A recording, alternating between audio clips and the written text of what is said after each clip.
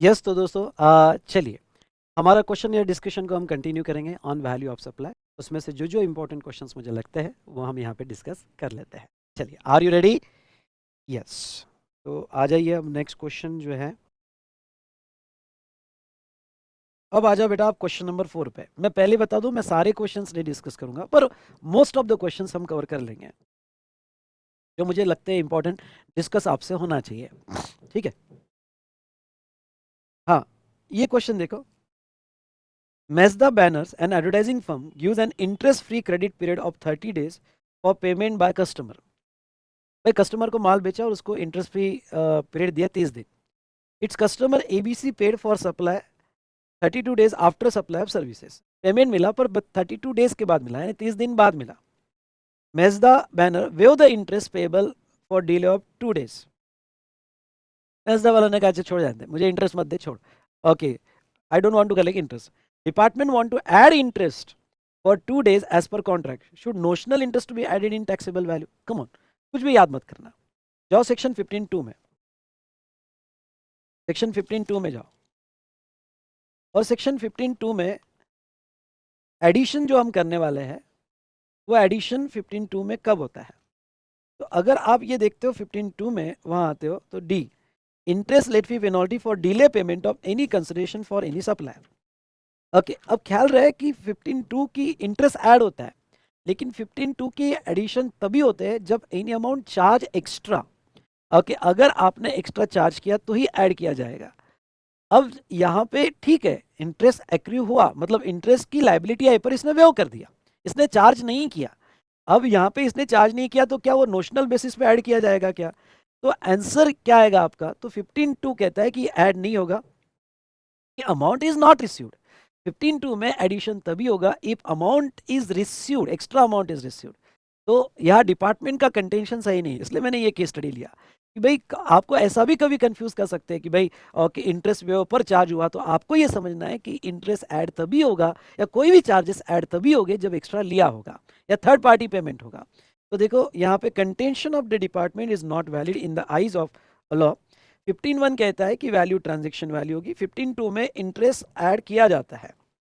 Okay, interest is added in transaction value on receive basis and not on notional basis. ये आपकी line बड़ी important है जो underline होनी चाहिए एग्जाम में। अगर एक्चुअली रिसीव्ड तो ही ऐड होगा, नहीं तो नहीं होगा, इसलिए ये सिचुएशन में not to be added to the value of supply. Very good, ये वैल्यू ऑफ सप्लाई में ऐड नहीं होगा। ठीक है, चलिए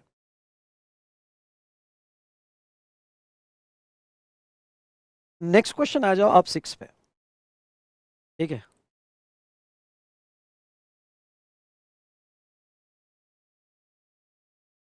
how should the supply made by a component manufacturer be valued when he uses molds and dies owned by original equipment manufacturers sent free of cost to him? Explain, study mat में है। हमने Tata Motors वाला एक example लिया था, हमने diagram भी बनाई थी। हमने उसमें दो तरीके के कॉन्ट्रैक्ट देखे थे। अगर ओरिजिनल इक्विपमेंट मैन्युफैक्चरर ने खरीदा, ओईएम वालों ने खरीदा और वो सप्लाई किया, तो वो केस में मोल्ड की कॉस्ट ऐड नहीं की जाएगी, ये सीबीआईसी क्लैरिफिकेशन था। ओके, लेकिन अगर as per contract liability job worker की होती या कंपोनेंट मैन्युफैक्चरर की होती और फिर सप्लाई किया जाता तो वो वैल्यू में ऐड होता। ओके, तो यहाँ पे ये दोनों पॉइंट्स आपको कवर करने हैं। सबसे पहले तो आप स्टार्ट कैसे करोगे? ये जो भी डिस्कशन है ये 15(2) पे है, थर्ड पार्टी पेमेंट पे है। ओके, 15(2) पे है। उसके बाद में while calculating the value of supply made by component manufacturer using molds and die owned by original equipment manufacturer sent for free of cost to the him, value of such mold and dies shall not be added in the value because such molds and dies not to be incurred by the component manufacturer। मतलब ये molds और dies के component manufacturer की जिम्मेदारी नहीं थी।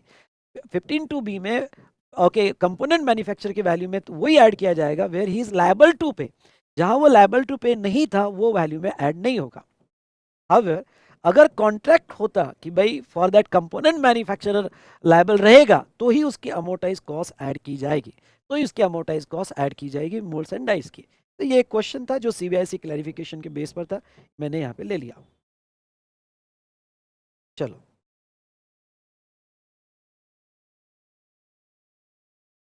Next आ जाओ, इस पे 7 पे आ जाओ। ये आपके स्टडी मैट में दिया हुआ है। Examine whether following discount ought to be excluded to determine value of supply. Company offering 20% discount for single purchase above 10,000। मुझे बताओ कि जो स्टैगर्ड डिस्काउंट है, आ जाओ, कहाँ देखा था हमने? ओके, आ जाओ, हमारे याद मत करो, याद मत करो, नोट्स में आ जाओ। डिस्काउंट पे any discount before, any discount given before supply deductible और पोस्ट सप्लाई डिस्काउंट, पढ़ो मेरा लेक्चर पॉज करके पढ़ो। ओके, और यहाँ पे पोस्ट सप्लाई डिस्काउंट होगा, तो वो सिचुएशन में पोस्ट सप्लाई डिस्काउंट में अगर आपका कॉन्ट्रैक्ट है, लिंक टू द इनवॉइस है और आपका रिसिपिएंट उसका आईटीसी रिवर्स कर रहा है, तो फिर आपको डिडक्शन मिलेंगे। और फिर एक क्लैरिफिकेशन देखा था आपको, यहाँ याद होगा, तो मैंने एक सीबीएसई क्लैरिफिकेशन, स्टैगर्ड डिस्काउंट, क्या मैं अलग अलग डिस्काउंट अलग अलग इस पे दे सकता हूँ? तो यस, मैं स्टैगर्ड डिस्काउंट दे सकता हूँ और वो वैल्यू में ऐड नहीं होगा, दिखा आपको। Next, company offering additional discount 1% on purchase of 10,000 pieces in a year. Additional discount दिया गया, ओके, ये एक तरह का क्वांटिटी डिस्काउंट है, और अगर आप इतना पूरे साल भर में परचेस करोगे तो 1% का डिस्काउंट आपको दिया जाएगा। तो ये discount not known at the time of supply, वो तो एक टारगेट दिया है और वो टारगेट अचीव करते हो तो आपको डिस्काउंट मिलेगा, यानी ये डिस्काउंट पोस्ट सप्लाई है। पोस्ट सप्लाई डिस्काउंट होगा तो सेक्शन 15(3) में बी में उसका डिडक्शन मिलता है, प्रोवाइडेड दैट अगर वो वॉल्यूम डिस्काउंट होगा तो आपको मिलता है। पहले तो आपका एग्रीमेंट होना चाहिए, agreement eight the time of supply होना चाहिए। दूसरा, वो जो है, अगर आपका एग्रीमेंट होगा तो आपको ओके, उसका eight the time of supply agreement होगा तो आपका डिडक्शन मिलेगा। तो ये डिडक्शन मिलेगा प्रोवाइडेड दैट कि रिसिपिएंट ने उसका आईटीसी जो है, ITC attributable to such discount recipient ने रिवर्स करना चाहिए। अगर वो रिवर्स करता है तो आपको ये डिस्काउंट का डिडक्शन मिलेगा। तो तीसरा, after selling a product company revalued the product at lower value and issued a credit note to the buyer for differential amount. अगर आपने वो जो क्रेडिट नोट दी आफ्टर सप्लाई दी, हर क्रेडिट नोट की एडजस्टमेंट नहीं मिलती है, ओके, अगर ये आपने रीवैल्यू किया और रीवैल्यू करने के बाद ओके वो एग्रीड होगा, वो ये सेकेंडरी डिस्काउंट है और ये सेकेंडरी डिस्काउंट एग्रीड नहीं था, नॉट नोन था, एग्रीड नहीं था, तो ये क्रेडिट नोट आपकी फाइनेंशियल क्रेडिट नोट मानी जाएगी, पर जीएसटी की क्रेडिट नोट नहीं मानी जाएगी और shall not be excluded from the value. अच्छा क्वेश्चन है, एग्जाम में पूछा जा सकता है, डिफरेंट टाइप ऑफ डिस्काउंट, या इसके ऊपर एक अच्छा न्यूमेरिकल क्वेश्चंस बना के आपको सवाल पूछा जा सकता है। Be careful in this area. चलिए, तो ये क्वेश्चन हमने देखा यहाँ पे।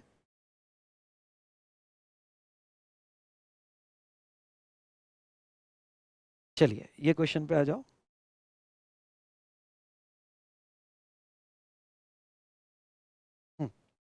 ये क्वेश्चन नंबर 8 शायद है, देख लेना। आरटीपी में भी दिया है, स्टडी मैट में भी दिया है, आरटीपी में भी आया है। Dushyant rent out a commercial building own by him to Bharat for month of December for which he charges 19,50,000। Commercial building दी, रेंट पे दी, ओके, तो रिवर्स चार्ज का तो सवाल ही नहीं आता क्योंकि रिवर्स चार्ज रेसिडेंशियल ड्वेलिंग पर है, वो भी रजिस्टर्ड पर्सन का है। ये कमर्शियल बिल्डिंग है। Dushyant pays a maintenance charges 1 lakh for December as charge by local society. Dushyant ने मेंटेनेंस चार्जेस 1 लाख पे किए जो सोसाइटी ने चार्ज किए। This charges have been reimbursed to him by Bharat, reimbursed to him by Bharat. Further Bharat had given a 2,50,000 to Dushyant as an interest free refundable security deposit। ठीक है, Bharat had given 2,50,000 to Dushyant interest free refundable security deposit दिया। Further Dushyant has paid a municipal taxes 2,85,000 which has not charged from Bharat। You are required to determine value of supply and GST liability for Dushyant for the month of December, assuming CGST and GST rate is 9% each. All amount given as exclusive of GST। जल्दबाजी मत करना, section 15(2) पे आओ। वो goods हो या service हो, valuation जो है सेक्शन 15 से ही होगा। आ जाओ सेक्शन 15(1) पे। सेक्शन 15 कहता है कि वैल्यू ऑफ सर्विस और goods shall be the transaction value. तो रेंट की ट्रांजेक्शन वैल्यू दी गई है, एक्सक्लूसिव ऑफ जीएसटी दी गई है, और वो है 19,50,000। देन अब 19,15,000, ये 19,50,000 यहाँ पे उन्होंने वैल्यू दिया गया है। नेक्स्ट नेक्स्ट यहाँ पे वो क्या कहते हैं कि यस बेटा, दुष्यंत ने अपने जेब से मेंटेनेंस चार्जेस चार्ज किए जो रिम्बर्स किए भारत ने।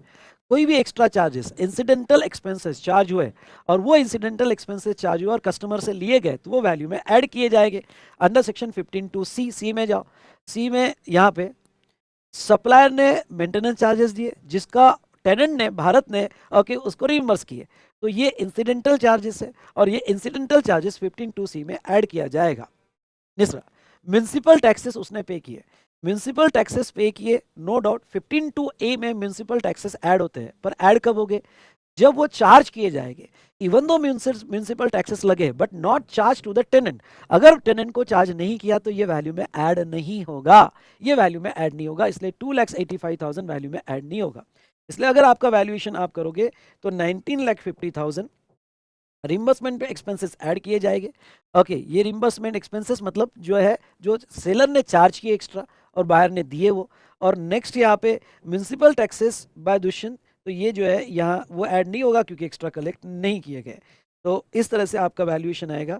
ओके, क्वेश्चन इजी था, पर यस इसमें फिर से एक पॉइंट पर आपका ध्यान लाना चाहता हूँ कि 15(2) के एक्सपेंसेस वैल्यू में तभी ऐड होते हैं जब वो एडिशनली थर्ड पार्टी पेमेंट हुए हो, on the behalf of seller हुए हो, या फिर सेलर ने एक्स्ट्रा चार्ज किया हो।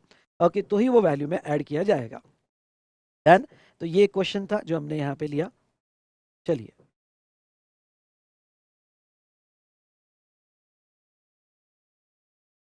अब आ जाओ बेटा यहाँ पे क्वेश्चन नंबर 13 पे, 13 पे आ जाओ। अब देखो ये क्या कहता है। Pinaka Electronics Limited, hereinafter referred as BEL, is engaged in manufacturing television. It is registered in the state of Haryana. ठीक है, BEL याद रखना हरियाणा में है, टेलीविजन उनका गुड्स है।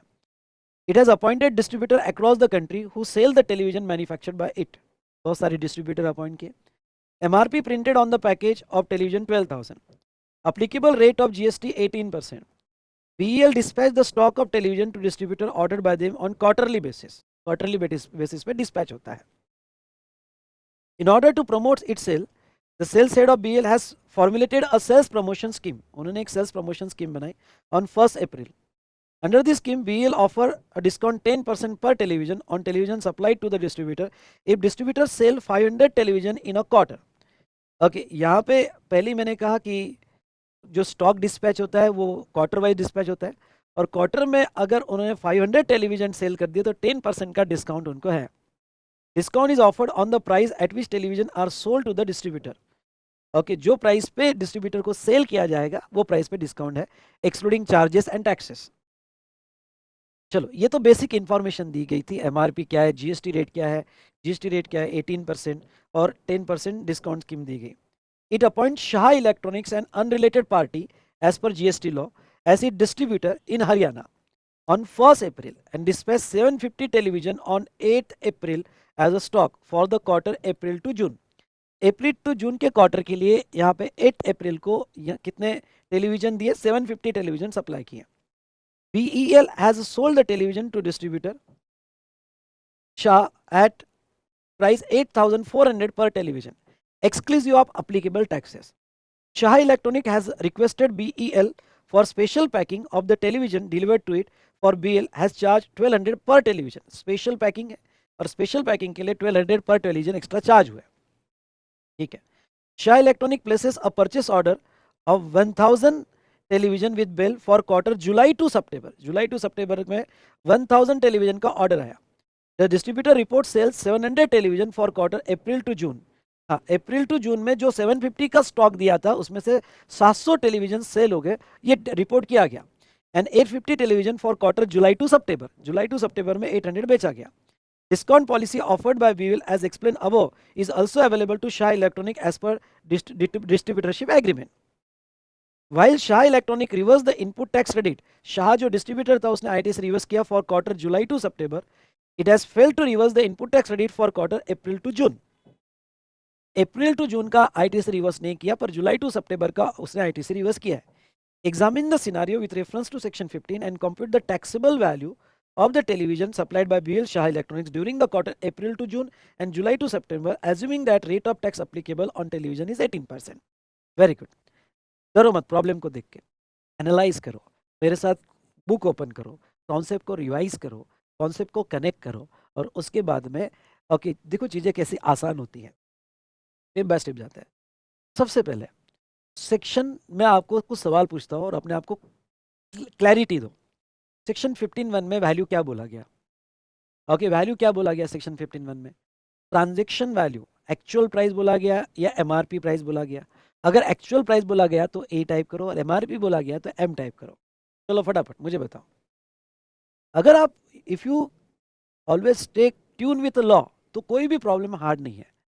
ओके, मैं आपको कहता हूँ कि अगर आप यहाँ फॉलो करते हो तो सेक्शन, अगर आप फॉलो करते हो तो सेक्शन 9 में, सॉरी सेक्शन 15(1) में उन्होंने एक्चुअल प्राइस कहा गया। इससे मैसेज क्या आता कि जब भी आप जीएसटी का वैल्यूएशन करोगे तो एमआरपी बेसिस पे कभी वैल्यूएशन नहीं होगा। Very important point, MRP basis पे कभी वैल्यूएशन नहीं होगा, वैल्यूएशन एक्चुअल प्राइस पे ही होगा एज पर सेक्शन 15(1). और ये कमेंट देनी पड़ेगी आपको। इसलिए जो एक्चुअल प्राइस शाह इलेक्ट्रॉनिक्स को लगाई गई 8400, वो 8400 पे ही वैल्यूएशन किया जाएगा। That's is your actual price. बहुत सारे स्टूडेंट एमआरपी बेसिस पे वैल्यूएशन कर देंगे, गलती कर देंगे। एक्चुअल बेसिस पे ही 8400 पे ओके वैल्यूएशन होगा। ये अच्छा इंसाइट मिला ये प्रॉब्लम से। दूसरा यहाँ पे अगर आप देखोगे तो मुझे ये बताइए, ओके यहाँ पे ये तो हमने एक्चुअल बेसिस पे किया। दूसरा मुझे बताओ, ये एजेंट है डिस्ट्रीब्यूटर है? ओके, ख्याल रहे वो डिस्ट्रीब्यूटर, एजेंट नहीं। ओके, वो डिस्ट्रीब्यूटर बायर होता है, एजेंट अलग होता है, ये बायर है, डिस्ट्रीब्यूटर है। और उन्होंने खुद कहा है कि ये डिस्ट्रीब्यूटर अनरिलेटेड है। नो डाउट, रिलेटेड की डेफिनेशन में जाओ। रिलेटेड की definition, explanation to section 15। Okay, आपके नोट्स में देख लेना। ओके, कहाँ पे एक्सप्लेनेशन टू सेक्शन 15। अगर एक्सप्लेनेशन टू सेक्शन 15 देखोगे तो रिलेटेड में नीचे पॉइंट सी दिया है कि सोल डिस्ट्रीब्यूटर या सोल एजेंट आपका रिलेटेड हो सकता है। लेकिन जब प्रॉब्लम में उन्होंने कहा कि भाई ये अनरिलेटेड है, मतलब ये सोल डिस्ट्रीब्यूटर नहीं है, और वैसे भी उन्होंने कहा उनके बहुत सारे डिस्ट्रीब्यूटर है, इसलिए ये सोल डिस्ट्रीब्यूटर नहीं, इसलिए रिलेटेड अज्यूम करने की जरूरत नहीं है। और खुद उन्होंने अनरिलेटेड पार्टी का है। वेरी गुड, थैंक यू कहो। ओके, नेक्स्ट, अब वो क्या कहते हैं कि उनकी एक प्रमोशनल पॉलिसी है, सेल्स प्रमोशन पॉलिसी। अगर आप ये पैरा पढ़ते हो तो उनको बहुत क्लियर है कि उन्होंने 1 अप्रैल को ही डिजाइन की है। मतलब ये साल के स्टार्ट में ही अग्रीड है सब लोगों के साथ, सारे डिस्ट्रीब्यूटर के साथ पहले से अग्रीड है eight the time of supply. अगर ये डिस्काउंट पॉलिसी पहले से अग्रीड है eight the time of supply, तो फिर क्यों ना डिस्काउंट बाद में दिया जाए, नेक्स्ट क्वार्टर में दिया जाए। पर जहां तक है डिस्काउंट जब भी होगा दिया जाएगा, वॉट एवर इट में भी, ओके, आपको ये डिस्काउंट का डिडक्शन जरूर मिलेगा, डिडक्शन जरूर मिलेगा from the value of supply. वो बात अलग है कि आप इसका एडजस्टमेंट तब क्लेम करोगे जब क्रेडिट नोट दोगे, लेकिन वैल्यू डिटरमाइन करते वक्त आपको जो है इसका बेनिफिट जरूर मिलेगा, क्योंकि it is agreed eight the time of supply. अब देखो प्रॉब्लम क्या है, आपको वैल्यूएशन जो है, एक और कहाँ कंफ्यूजन हो सकता है कि आपको वैल्यूएशन करना है जो आपने डिस्ट्रीब्यूटर को माल बेचा है। अब डिस्ट्रीब्यूटर ने आगे, पहली बात तो ये एजेंट नहीं है, एक बात क्लियर रख लेना, ये डिस्ट्रीब्यूटर है, आपका बायर है, बायर। इसलिए आपकी ट्रांजैक्शन वैल्यू ही ली जाएगी, आप रूल में नहीं जाओगे, वैल्यूएशन रूल 28 या 29 से नहीं करोगे। Okay okay, buyer and seller, यहाँ बायर भी है सेलर भी है, they are unrelated, price is sole consideration, तो आपकी ट्रांजैक्शन वैल्यू 8400 ली जाएगी। दूसरा, आपने उसको माल बेचा 750 स्टॉक का, उसने आगे कितना भी रिपोर्ट किया, उस हमसे क्या लेना देना। होने वाली मिस्टेक, बहुत से स्टूडेंट उसने आगे जो, उसको एजेंट समझ लेंगे और एजेंट ने आगे जो बेचा उस पर वैल्यूएशन करोगे ना भाई। ओके, हमने कितना दिया उसको स्टॉक, 750 दिया ना पहले क्वार्टर का, तो आपको वैल्यूएशन 750 की ट्रांजेक्शन वैल्यू लेना है भाई, क्योंकि आप सेल कर रहे हो। तो 750 इंटू 8400 वो ऐड होगा। क्या ये स्पेशल पैकिंग भी ऐड होगी? सेक्शन 15(2)(c) पे आ जाओ। सेक्शन 15(2)(c) ये कहता है कि what ever anything done and any amount charge for that, ये वर्ड आने चाहिए, any amount charge for that for anything done at the time of supply, वो ऐड होगा। यानी ये 1200 भी आपके ट्रांजेक्शन वैल्यू में ऐड होगा। प्रेजेंटेशन कैसा होगा, ट्रांजेक्शन वैल्यू 8400 प्लस ये ओके 1200, तो आपकी टोटल प्राइस आ गई, multiply by number of units आपका होगा। नेक्स्ट, अब यहाँ पे आपने, मैं अभी सिर्फ प्रोविजन से कनेक्ट कर रहा हूँ, फिर प्रेजेंटेशन पे एनालाइज करेंगे। ओके, तो चलिए, ये आपका पैकिंग चार्जेस भी ऐड किए जाएंगे 15(2)(c) के तहत। फिर सवाल आता है कि उसको डिस्काउंट मिलेगा क्या? डिस्काउंट पॉलिसी क्या थी कि 500 के ऊपर टेलीविजन दिए तो मिलेगा। तो पहले क्वार्टर का डिस्काउंट हमने देना चाहिए उसको, पर नहीं मिलेगा। क्यों? क्योंकि वो कहते हैं कि पहले क्वार्टर का आईटीसी रिवर्स नहीं किया उसने। अगर पहले क्वार्टर का आईटीसी रिवर्स नहीं किया तो उसको डिस्काउंट नहीं मिलेगा, लेकिन हाँ दूसरे क्वार्टर का ओके आईटीसी उसने रिवर्स किया है तो वहाँ उसको डिस्काउंट दिया जाएगा। बस सिंपल हो गया, बाकी तो सब कुछ सिंपल है। तो अब लिखने का तरीका, प्रेजेंटेशन का तरीका, प्रेजेंटेशन के तरीके में आप क्या कर सकते हो, एक तो अब ये भी एक तरीका है प्रेजेंटेशन का, पहले पूरा लॉ एक्सप्लेन कर दो, और ये पूरा लॉ एक्सप्लेन करने के बाद आप वैल्यू ऑफ सप्लाई निकाल के दो। वैल्यू ऑफ सप्लाई निकाल के तो 2 क्वार्टर का अलग अलग निकालो, अप्रैल टू जून का अलग, जुलाई ओके अप्रैल टू जून का अलग और जुलाई से सितंबर का अलग। आप प्रेजेंटेशन ऐसा भी कर सकते हो। अब मैं आपको कहूँ क्या, ये एक तरीका प्रेजेंटेशन इसमें क्या है, इसलिए मैंने कहा कि आपकी मैपिंग, जहां पे भी आपकी मैपिंग डिस्टर्ब हो रही वो अपने हिसाब से करना। अब यहाँ पे स्टडी मैट में, आरटीपी में या मॉक टेस्ट पेपर में प्रेजेंटेशन कैसा है, पहले लीगल प्रोविजन दे दी।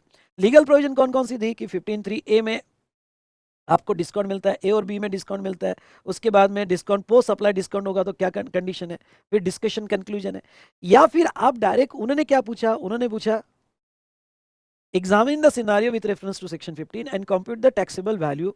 ओके, बोला है कि टैक्सेबल वैल्यू निकाल कर लो। अब इसका प्रेजेंटेशन ऐसा भी होगा, डायरेक्ट आप टैक्सेबल वैल्यू पे आए और नोट्स आपने यहाँ पे ओके प्रॉपरली लिखी, ओके उसकी नोट्स या रिमार्क प्रॉपरली लिखे, और बाकी सारे सिनारियो आपने एग्जामिन किए with reference to section 15।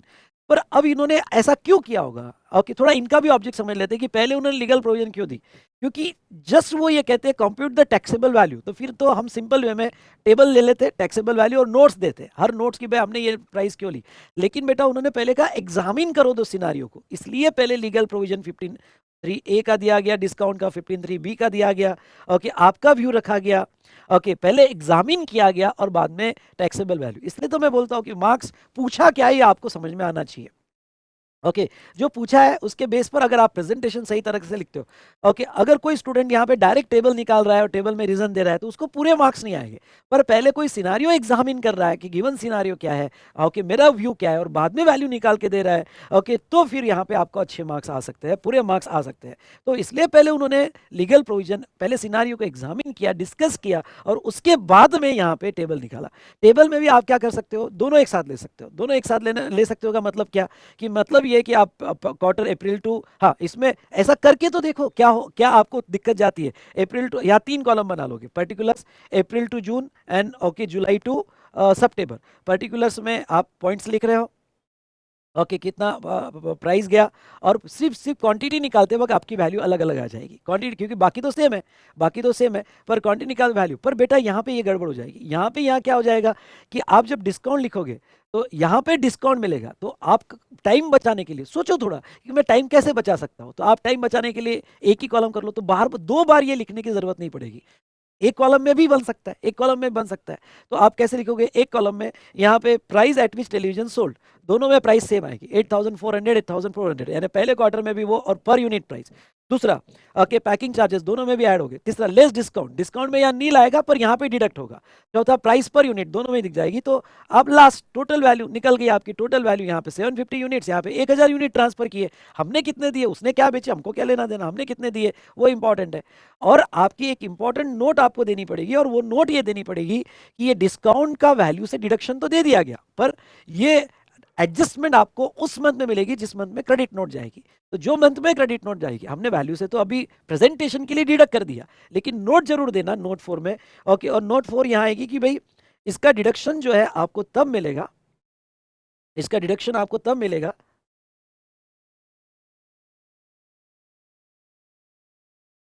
Okay 840 का डिडक्शन तब मिलेगा जब आपका क्रेडिट नोट जाएगा। और रिवर्सल कितना करना पड़ेगा, तो रिवर्सल भी मैंने कैलकुलेट करके दिया है यहाँ पे। तो इस तरह से आप जब सॉल्व करने, ये सॉल्व करना, और आप जब सॉल्व करने बैठो तो आपको एक ही टेबल बनाना। इसमें लगभग आपने 10 मिनट सेव कर दिए, क्योंकि 2 टेबल देखा तो 2 टेबल में आपको हर चीज रिपीट करनी पड़ रही है, हर चीज फिर से लिखना पड़ रहा है। एक टेबल बना सकते हो पर नोट केयरफुली अच्छे से दो, तो डेफिनेटली आपको इसका फायदा होगा। ठीक है, तो चलिए ये हमने देखा रिगार्डिंग टू यहाँ पे इसका प्रेजेंटेशन। ये सॉल्व करके देखना बेटा, डेफिनेटली आपको बहुत हेल्प करेगा। ये सॉल्व करके देखना तो डेफिनेटली आपको हेल्प करेगा। चलो ठीक है,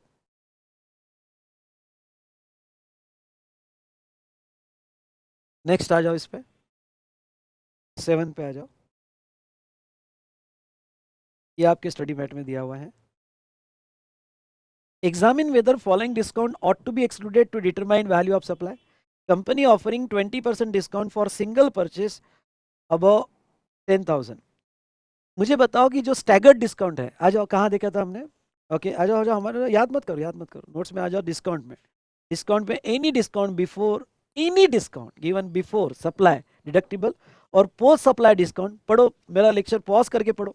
ओके और यहाँ पे पोस्ट सप्लाई डिस्काउंट होगा, तो वो सिचुएशन में पोस्ट सप्लाई डिस्काउंट में अगर आपका कॉन्ट्रैक्ट है, लिंक टू द इनवॉइस है, और आपका रिसिपिएंट उसका आईटीसी रिवर्स कर रहा है, तो फिर आपको डिडक्शन मिलेंगे। और फिर एक क्लैरिफिकेशन देखा था आपको, यहाँ याद होगा, तो मैंने एक सीबीएसई क्लैरिफिकेशन स्टैगर्ड डिस्काउंट, क्या मैं अलग अलग डिस्काउंट अलग अलग इस पे दे सकता हूँ, तो यस मैं स्टैगर्ड डिस्काउंट दे सकता हूँ और वो वैल्यू में ऐड नहीं होगा, दिखा आपको। Next, company offering additional discount 1% on purchase of 10,000 pieces in a year, additional discount दिया गया, ओके, ये एक तरह का क्वांटिटी डिस्काउंट है, और अगर आप इतना पूरे साल भर में परचेस करोगे तो 1% का डिस्काउंट आपको दिया जाएगा।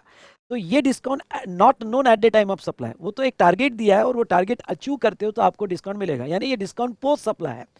पोस्ट सप्लाई डिस्काउंट होगा तो सेक्शन 15(3) में बी में उसका डिडक्शन मिलता है, प्रोवाइडेड दैट अगर वो वॉल्यूम डिस्काउंट होगा तो आपको मिलता है, पहले तो आपका एग्रीमेंट होना चाहिए, agreement eight the time of supply होना चाहिए। दूसरा, वो जो है अगर आपका एग्रीमेंट होगा तो आपको ओके उसका eight the time of supply agreement होगा तो आपका डिडक्शन मिलेगा। तो ये डिडक्शन मिलेगा प्रोवाइडेड दैट कि रिसिपिएंट ने उसका आईटीसी जो है, ITC attributable to such discount recipient ने रिवर्स करना चाहिए। अगर वो रिवर्स करता है तो आपको ये डिस्काउंट का डिडक्शन मिलेगा। तो तीसरा, after selling a product company revalued the product at lower value and issued a credit note to the buyer for differential amount.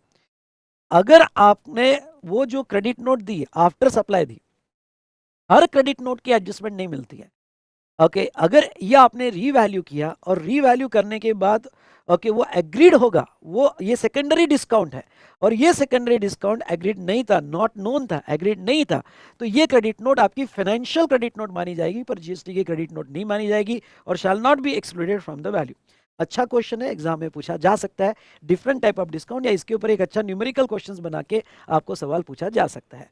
Be careful in this area. चलिए, तो ये क्वेश्चन हमने देखा यहाँ पे।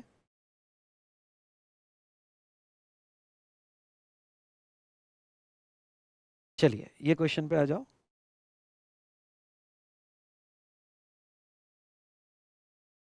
हम्म, ये क्वेश्चन क्वेश्चन नंबर 8 शायद है, देख लेना।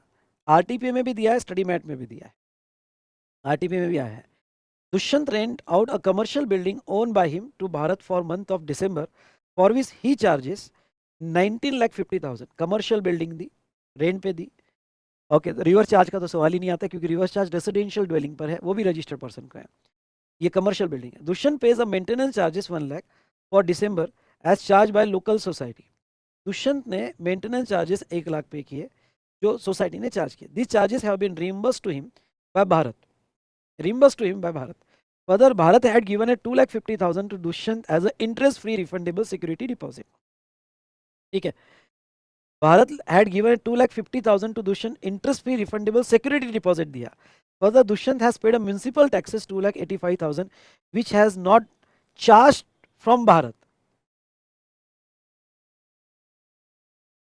You are required to determine value of supply and GST liability for Dushyant for the month of December, assuming CGST and GST rate is 9% each.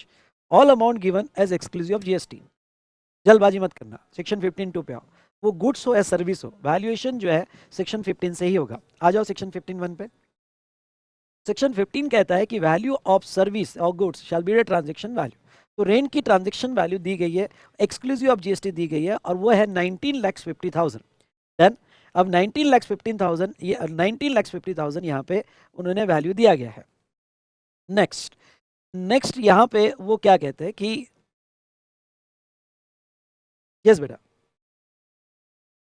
Dushyant ने अपने जेब से मेंटेनेंस चार्जेस चार्ज किए जो रिम्बर्स किए भारत ने। कोई भी extra charges, incidental expenses charge हुए और वो इंसिडेंटल एक्सपेंसेस चार्ज हुए और कस्टमर से लिए गए तो वो वैल्यू में ऐड किए जाएंगे अंडर सेक्शन 15(2)(c). सी में जाओ, सी में यहाँ पे सप्लायर ने मेंटेनेंस चार्जेस दिए जिसका टेनेंट ने, भारत ने ओके उसको रिम्बर्स किए, तो ये इंसिडेंटल चार्जेस है और ये इंसिडेंटल चार्जेस 15(2)(c) में ऐड किया जाएगा। तीसरा, म्यूनसिपल टैक्सेस उसने पे किए, म्यूनसिपल टैक्सेस पे किए, नो डाउट 15(2)(a) में म्यूनसिपल टैक्सेस ऐड होते हैं, पर ऐड कब होंगे, जब वो चार्ज किए जाएंगे। इवन दो म्यूनसिपल टैक्सेस लगे but not charge to the tenant, अगर टेनेंट को चार्ज नहीं किया तो ये वैल्यू में ऐड नहीं होगा, ये वैल्यू में ऐड नहीं होगा, इसलिए 2,85,000 वैल्यू में ऐड नहीं होगा। इसलिए अगर आपका वैल्यूएशन आप करोगे तो 19,50,000 रिम्बर्समेंट पे एक्सपेंसेस ऐड किए जाएंगे। ओके, ये रिम्बर्समेंट एक्सपेंसेस मतलब जो है जो सेलर ने चार्ज किए एक्स्ट्रा और बायर ने दिए वो। और नेक्स्ट यहाँ पे म्यूनसिपल टैक्सेस बाय दुष्यंत तो ये जो है यहाँ वो ऐड नहीं होगा क्योंकि एक्स्ट्रा कलेक्ट नहीं किए गए। तो इस तरह से आपका वैल्यूएशन आएगा। ओके, क्वेश्चन इजी था, पर यस इसमें फिर से एक पॉइंट पर आपका ध्यान लाना चाहता हूँ कि 15(2) के एक्सपेंसेस वैल्यू में तभी ऐड होते हैं जब वो एडिशनली थर्ड पार्टी पेमेंट हुए हो, on the behalf of seller हुए हो, या फिर सेलर ने एक्स्ट्रा चार्ज किया हो। ओके, तो ही वो वैल्यू में ऐड किया जाएगा। डन। तो ये क्वेश्चन था जो हमने यहाँ पे लिया। चलिए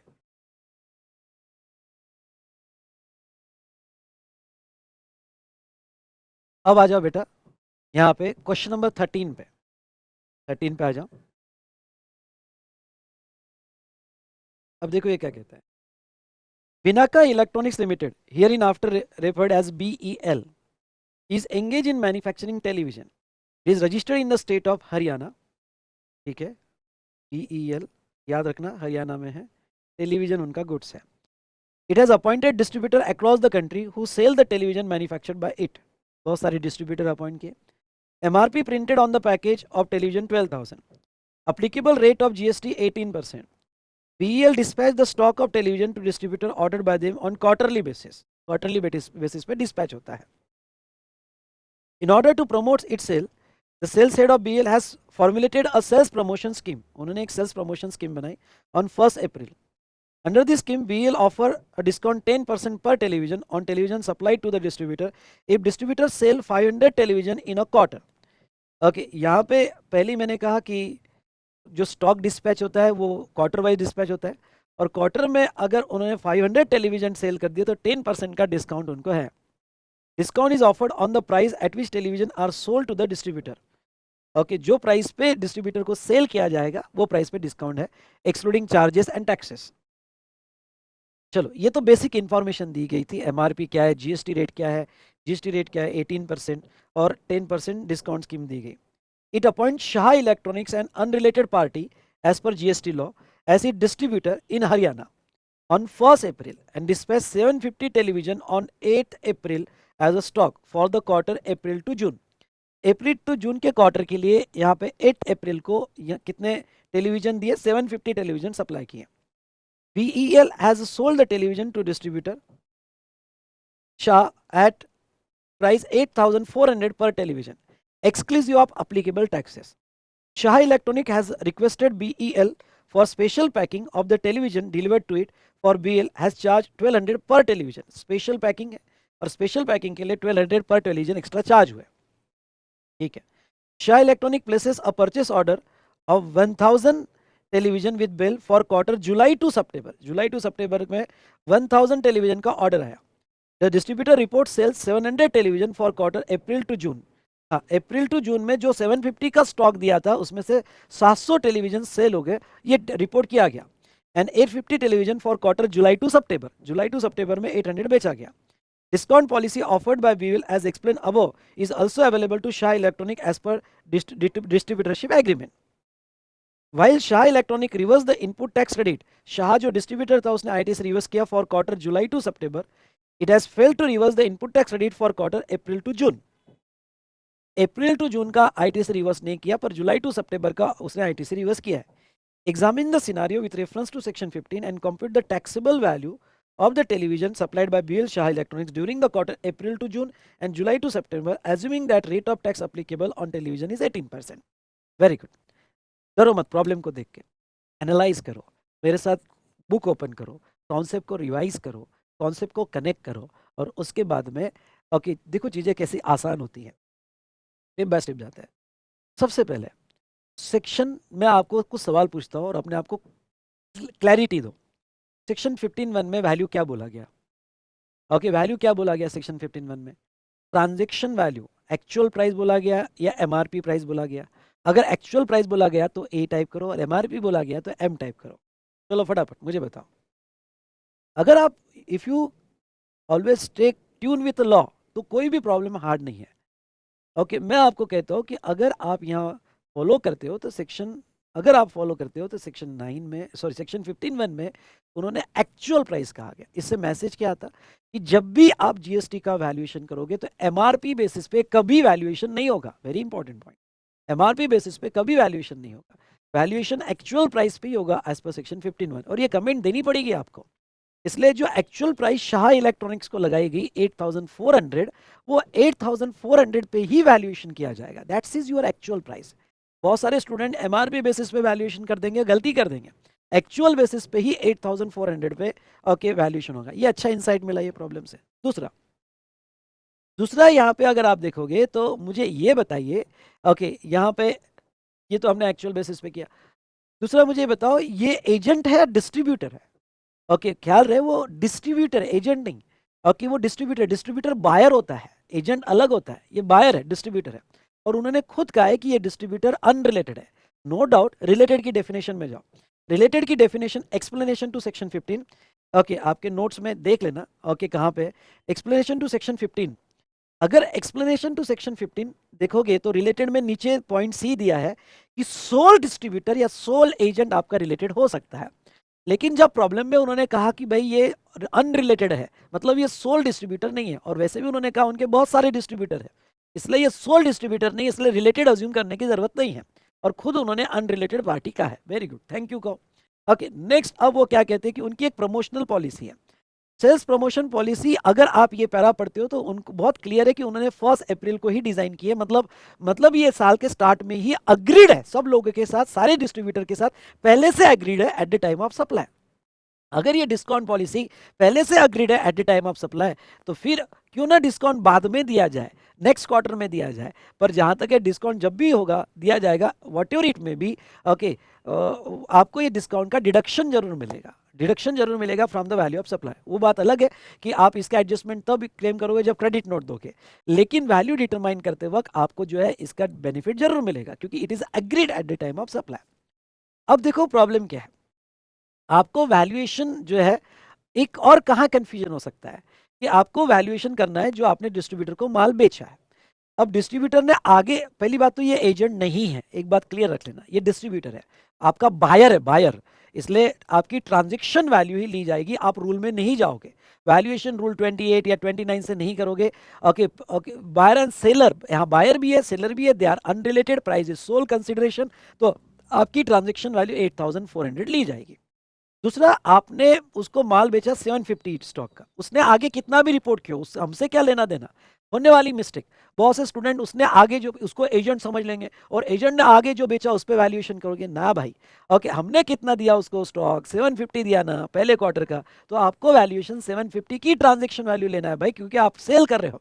तो 750 इंटू 8400 वो ऐड होगा। क्या ये स्पेशल पैकिंग भी ऐड होगी? सेक्शन 15(2)(c पे आ जाओ।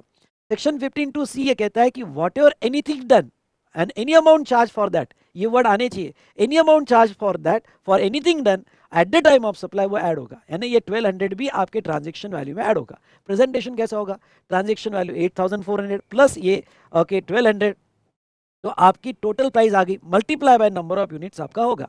नेक्स्ट, अब यहाँ पे आपने, मैं अभी सिर्फ प्रोविजन से कनेक्ट कर रहा हूँ, फिर प्रेजेंटेशन पे एनालाइज करेंगे। ओके तो चलिए, ये आपका पैकिंग चार्जेस भी ऐड किए जाएंगे 15(2)(c के तहत।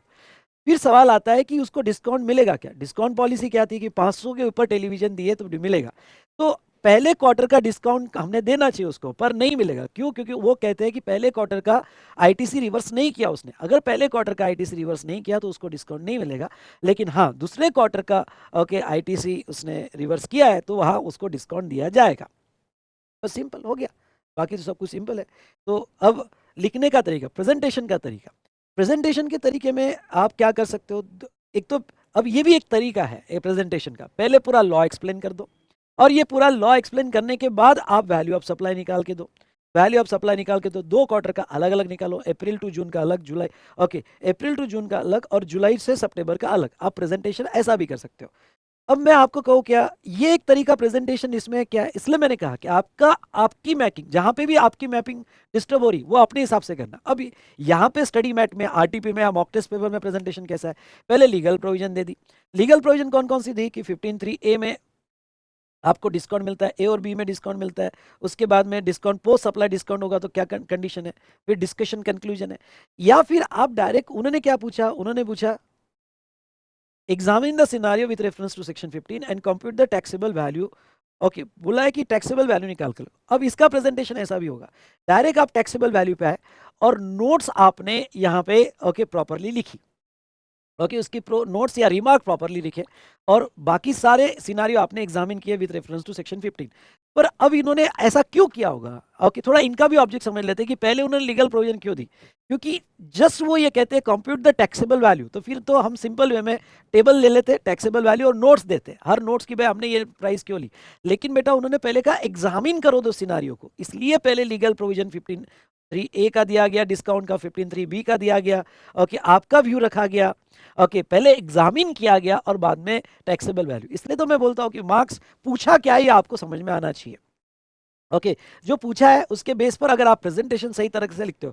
ओके अगर कोई स्टूडेंट यहाँ पे डायरेक्ट टेबल निकाल रहा है और टेबल में रीजन दे रहा है तो उसको पूरे मार्क्स नहीं आएंगे। पर पहले कोई सिनारियो एग्जामिन कर रहा है कि गिवन सिनारियो क्या है, ओके मेरा व्यू क्या है, और बाद में वैल्यू निकाल के दे रहा है, ओके तो फिर यहाँ पे आपको अच्छे मार्क्स आ सकते हैं, पूरे मार्क्स आ सकते हैं। तो इसलिए पहले उन्होंने लीगल प्रोविजन, पहले सिनारियो को एग्जामिन किया, डिस्कस किया और उसके बाद में यहाँ पे टेबल निकाला। टेबल में भी आप क्या कर सकते हो, दोनों एक साथ ले सकते हो। दोनों एक साथ ले सकते हो का मतलब क्या, कि मतलब ये कि आप क्वार्टर अप्रैल टू, हाँ इसमें ऐसा करके तो देखो क्या आपको दिक्कत जाती है। अप्रैल टू, या 3 कॉलम बना लोगे, particulars April to June and okay July to September. Particulars में आप पॉइंट्स लिख रहे हो, ओके कितना प्राइस गया, और सिर्फ क्वांटिटी निकालते वक्त आपकी वैल्यू अलग अलग आ जाएगी क्वांटिटी, क्योंकि बाकी तो सेम है, बाकी तो सेम है पर क्वांटिटी निकाल वैल्यू। पर बेटा यहाँ पे ये गड़बड़ हो जाएगी, यहाँ क्या हो जाएगा कि आप जब डिस्काउंट लिखोगे तो यहाँ पे डिस्काउंट मिलेगा, तो आप टाइम बचाने के लिए सोचो थोड़ा कि मैं टाइम कैसे बचा सकता हूँ। तो आप टाइम बचाने के लिए एक ही कॉलम कर लो, तो बाहर 2 बार ये लिखने की जरूरत नहीं पड़ेगी। एक कॉलम में भी बन सकता है, एक कॉलम में बन सकता है। तो आप कैसे लिखोगे, एक कॉलम में यहाँ पे price at which television sold, दोनों में प्राइस सेम आएगी 8400 8400, यानी पहले क्वार्टर में भी वो और पर यूनिट प्राइस। दूसरा ओके पैकिंग चार्जेस दोनों में भी ऐड होंगे। तीसरा लेस डिस्काउंट, डिस्काउंट में यहाँ नील आएगा पर यहाँ पे डिडक्ट होगा। चौथा प्राइस पर यूनिट दोनों में दिख जाएगी। तो अब लास्ट टोटल वैल्यू निकल गई आपकी, टोटल वैल्यू यहाँ पे 750 यूनिट्स, यहाँ पे 1000 यूनिट ट्रांसफर किए। हमने कितने दिए, उसने क्या बेचे, हमको क्या लेना देना, हमने कितने दिए वो इंपॉर्टेंट है। और आपकी एक इंपॉर्टेंट नोट आपको देनी पड़ेगी, और वो नोट ये देनी पड़ेगी कि ये डिस्काउंट का वैल्यू से डिडक्शन तो दे दिया गया, पर ये एडजस्टमेंट आपको उस मंथ में मिलेगी जिस मंथ में क्रेडिट नोट जाएगी। तो जो मंथ में क्रेडिट नोट जाएगी, हमने वैल्यू से तो अभी प्रेजेंटेशन के लिए डिडक्ट कर दिया, लेकिन नोट जरूर देना नोट 4 में। ओके और नोट 4 यहां आएगी कि भाई इसका डिडक्शन जो है आपको तब मिलेगा, इसका डिडक्शन आपको तब मिलेगा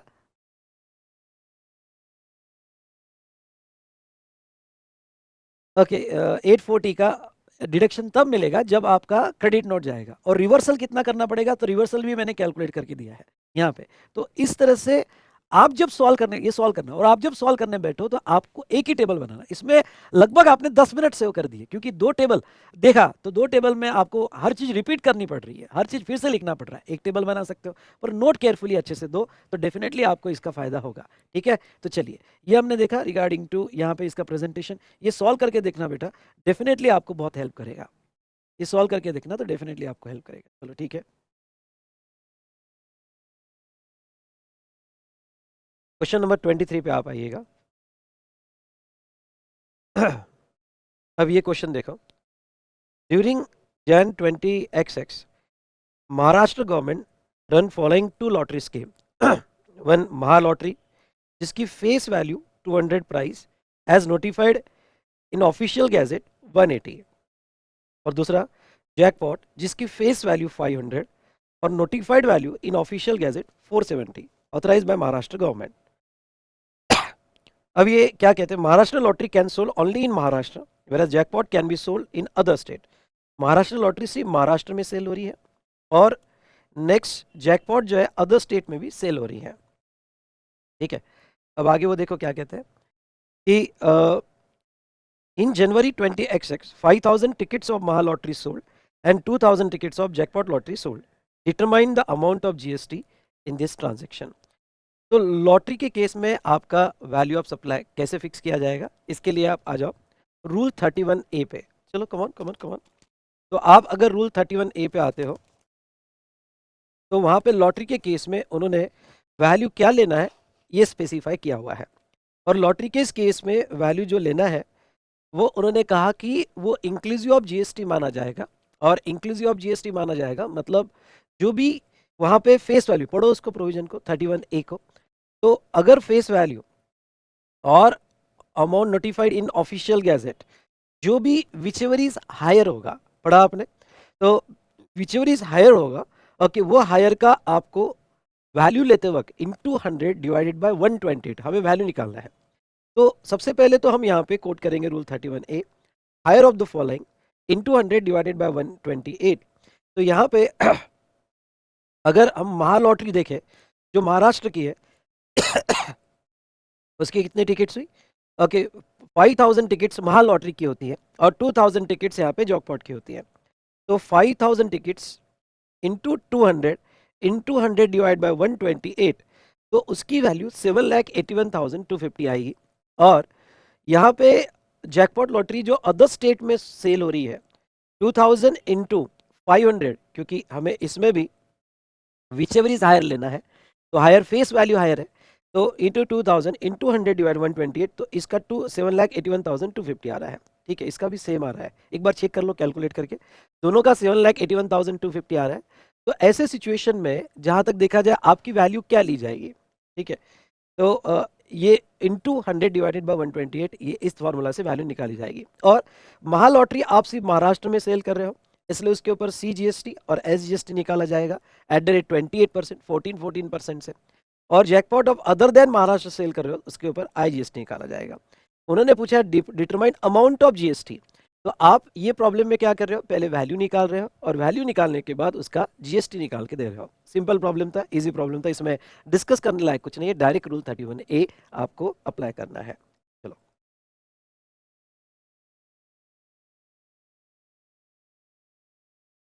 अब अगर आप यहाँ प्रॉब्लम नंबर 24 पे आओगे, तो प्रॉब्लम नंबर 24 जो है ये रिलेटेड टू जो हमारा मनी गेमिंग, एक्शनेबल क्लेम और कैसीनो, तो ये क्वेश्चन जो है इंपॉर्टेंट करना, एग्जाम में इसके ऊपर आपको सवाल पूछा जा सकता है। और ये मैंने बनाया क्वेश्चन है क्योंकि ये जो है 2023 में अमेंडमेंट हुई थी और रूल 31B और रूल 31C जो है वो ऐड किया गया। तो जो अमेंडमेंट हुई और रूल 31B और 31C ऐड किया उसके ऊपर क्वेश्चन पूछा गया।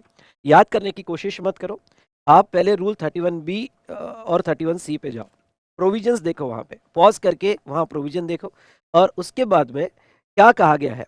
अगर ऑनलाइन मनी गेमिंग होगा तो टोटल अमाउंट पेड या डिपॉजिटेड, जितना आपने डिपॉजिट किया, तो इंक्लूडिंग आपने वर्चुअल डिजिटल असेट में डिपॉजिट किया, वो भी लिया जाएगा। ओके, वो डिपॉजिट जो है आप खुद ने डिपॉजिट किया हो या आपके बिहाफ पे किसी ने दिया हो या आपको बोनस मनी मिला हो, ओके, किसी ने भी डिपॉजिट किया हो बोनस फॉर्म में मिला हो, तो भी उसके ऊपर GST लगेगा।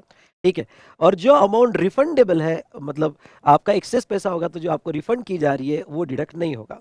तो इसके बेस पर सेम वैल्यूएशन प्रिंसिपल, अगर कैसीनो होगा तो total purchase price of token, chips या कॉइन, टिकट्स वगैरह लिया जाएगा। या यहाँ पे participation in any event including game scheme, उसकी टोटल अमाउंट ली जाएगी। हाँ, उसमें जो कुछ रिफंड किया तो it should not be deductible, लेकिन ख्याल रहे, ओके, 31B और 31C में any amount received by player by way of winning any event, मतलब अगर आपको प्राइस का पैसा दिया तो वो वैल्यू में कंसिडर नहीं किया जाएगा। ओके, आपको ये दो रूल अच्छे से पढ़ना है, इसके बेस पर हम यहाँ पे ये प्रॉब्लम सॉल्व करेंगे। Mr. Gadbad has placed a bet of 10,000 for online gaming and also bought a chip of 10,000 in casino. He paid a respective amount in both. He win 3,000 under both respectively. The applicable rate is GST 28%. Answer the following. Compute the GST payable in each case. तो अगर हम दोनों 31B की provision लिखे और 31C की provision लिखे तो टोटल अमाउंट पे टैक्स आएगा। और 31B और 31C में ये क्लियर कहा है कि विनिंग अमाउंट जो होगी और जो प्लेयर ने अमाउंट जीती है, ओके, इन दैट गेम और कंपटीशन, तो वो कंसीडर नहीं की जाएगी। ऐसे केस में यहाँ पे जो है टोटल यानी 10,000 यहाँ ऑनलाइन गेमिंग और 10,000 यहाँ पे कैसीनो, दोनों पे 2,800 ईच इस पे GST आएगा। Okay, total amount in the tax bid or chip become 13,000. Now he will not be required to pay GST on redeployed winning money 3,000. उसने जो 3,000 जीते वो भी redeploy किए, उसके ऊपर GST पे करने की जरूरत नहीं है। If Mr. Gadbad loses 10,000 in casino and place another 10,000 in casino, that will be considered as a fresh chip. अब वो उन्होंने क्या पूछा, सेकंड का क्वेश्चन अगर आप देखते हो तो what will be the treatment of winning 3,000 in both the cases. तो विनिंग जो 3,000 है और उसने रीडिप्लॉय किया तो उसके ऊपर GST नहीं आएगा। और अगर उसने 10,000 कैसीनो में लूज किए and place another 10,000 in casino और एक्स्ट्रा 10,000 लगाए तो उसके ऊपर भी जीएसटी आएगा। जितना भी आप डिपॉजिट करोगे उतने टोटल डिपॉजिट अमाउंट पे जीएसटी लगाया जाएगा। तो ये हमने देखा रिगार्डिंग टू कैसीनो, इजी है। एक प्रॉब्लम मैंने बनाया हुआ है जो मैंने क्वेश्चनर में यहाँ पे कवर किया है। ठीक है, चलो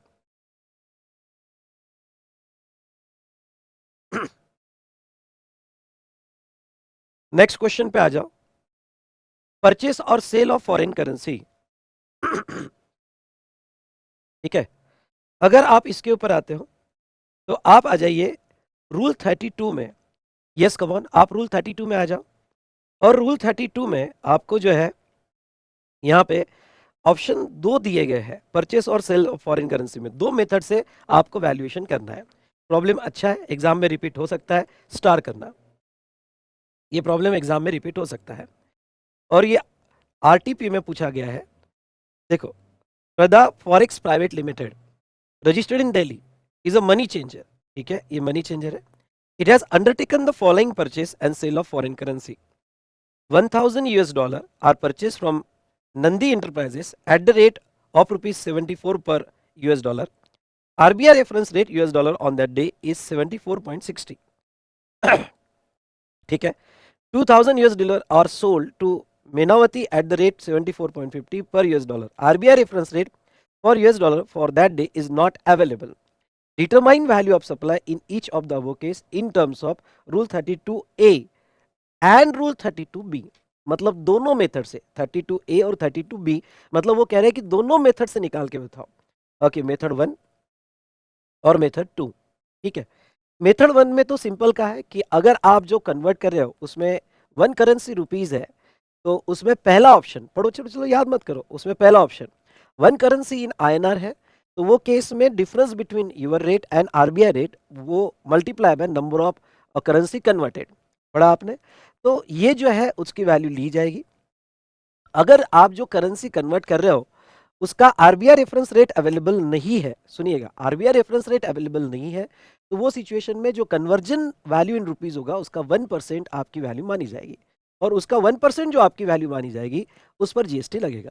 तो ऑप्शन 1 में ओके, यहाँ पे आपको क्या लेना है, जब आप प्रेजेंट करोगे आंसर तो आंसर प्रेजेंट करने का तरीका आपको रूल 32(2)A आपको प्रोविजंस दिखनी पड़ेगी। सर इतना याद नहीं आया तो रूल 32, पहले तो आपको ये कह दूं कि वैल्यू ऑफ सप्लाई के रूल्स आपको याद करने पड़ेंगे, दूसरा ऑप्शन आपके पास नहीं है।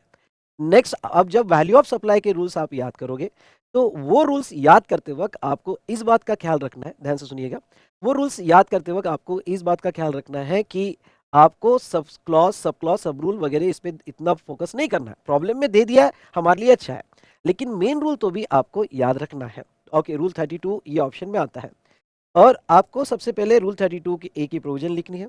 अगर करेंसी है और वो एक्सचेंज की गई इन इंडियन रुपीस तो डिफरेंस इन बाइंग रेट और selling rate and RBI rate, ये डिफरेंस पे आपका वैल्यूएशन होगा।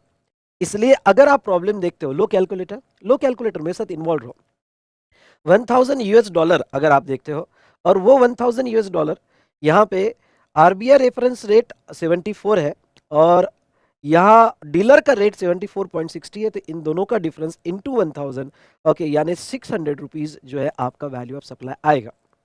दूसरा, यहाँ पे RBI रेफरेंस रेट अवेलेबल नहीं है इसलिए हम रुपीज में निकाल लेते हैं। तो US dollar okay 2000 into 74.50 okay, तो आपकी रुपीस की वैल्यू उसका 1% लीजिएगा, उसका 1% लीजिएगा। तो ये केस में 1% of gross amount of Indian rupees exchange लिया जाएगा, तो उसका 1% अगर निकालोगे तो 1490 ये वैल्यू आपकी निकल जाएगी। उन्होंने सिर्फ पूछा वैल्यू ऑफ सप्लाई निकाल के दो, कोई जीएसटी नहीं पूछा है। अगर जीएसटी पूछते तो वो जीएसटी का रेट देते, तो यहाँ पे वैल्यू ऑफ सप्लाई जो है वही हम कंसिडर करेंगे। ये तो हुआ 32A में। 32B में क्या था, पढ़ो, 32B में स्लैब बनाए थे।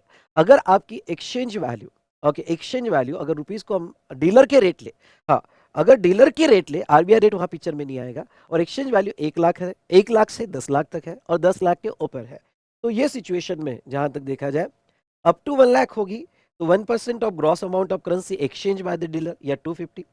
1 लाख और 10 लाख के बीच में वैल्यू होगी तो 1000 plus 0.50 of gross amount of currency exchange minus 1 lakh, और अबाउट 10 लाख होगी तो 5500 plus 0.1% of gross amount of currency exchange okay minus 10 lakh. तो आपका पहले एक्सचेंज वैल्यू आपके यानी डीलर के रेट पे, आरबीआई रेट पे नहीं लेना चाहिए आपने। ओके, एक्सचेंज वैल्यू यहाँ पे जो है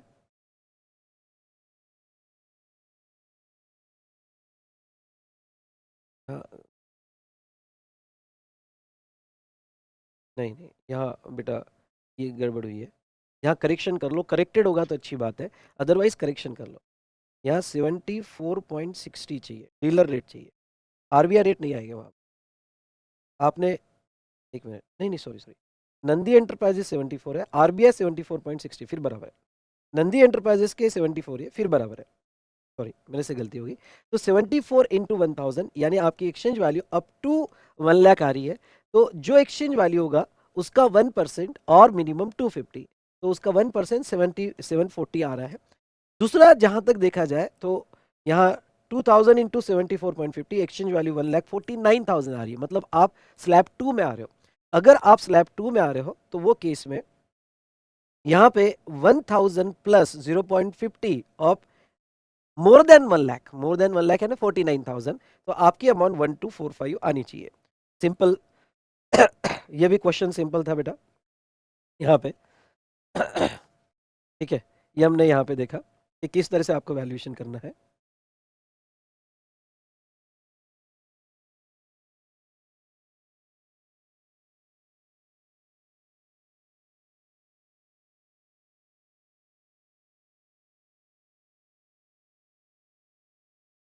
चलिए अभी आप नेक्स्ट क्वेश्चन पे आ जाओ, क्वेश्चन नंबर 26 पे। हाँ, अब ये क्या कहता है, compute GST liability of mister Mayank an air travel agent for the month ended December 31 20XX using the following details. ठीक है, particulars, basic air fare collected for domestic booking of tickets, basic air fare collected for international booking of tickets, commission received from airline on the sale of domestic and international ticket 5 lakhs। अब देखिए यहाँ पे question carefully समझ लो। अगर आप question देखते हो सबसे पहले तो आप रूल 32 में यहाँ पे एयर ट्रैवल एजेंट के ऑप्शन पे आ जाओ। चलो चलो बुक ओपन करो, वैसे नहीं, एयर ट्रैवल एजेंट के ऑप्शन पे आ जाओ। एयर ट्रैवल एजेंट के को ऑप्शन दिया गया, रूल 32 में ऑप्शन दिया है कि वो जो है यहाँ पे आइदर जो बेसिक फेयर है टिकट का, सुनिएगा, बेसिक फेयर जो टिकट का है वो बेसिक फेयर के 5% या 10%, डोमेस्टिक बुकिंग होगी तो 5%, इंटरनेशनल बुकिंग होगी तो 10%, उसका 5 या 10% पे वो जीएसटी पे कर सकता है, या फिर वो उसका जो कमीशन है उसके ऊपर भी जीएसटी पे कर सकता है, ऑप्शन है। अब यहाँ पे उन्होंने ये कुछ भी नहीं बोला है कि वो 32 में वैल्यूएशन करे या ना करे। तो यहाँ पे मेरा आंसर का तरीका क्या रहेगा, मेरा आंसर का तरीका रहेगा कि भाई रूल 32 में अगर वैल्यूएशन करे तो 5% ऑफ बेसिक फेयर अगर डोमेस्टिक बुकिंग होगी और 10% ऑफ बेसिक फेयर अगर इंटरनेशनल बुकिंग होगी, तो उसका 5% और 10% वैल्यू मान के उसकी टैक्सेबल वैल्यू निकाली जाएगी। ये एक ऑप्शन है।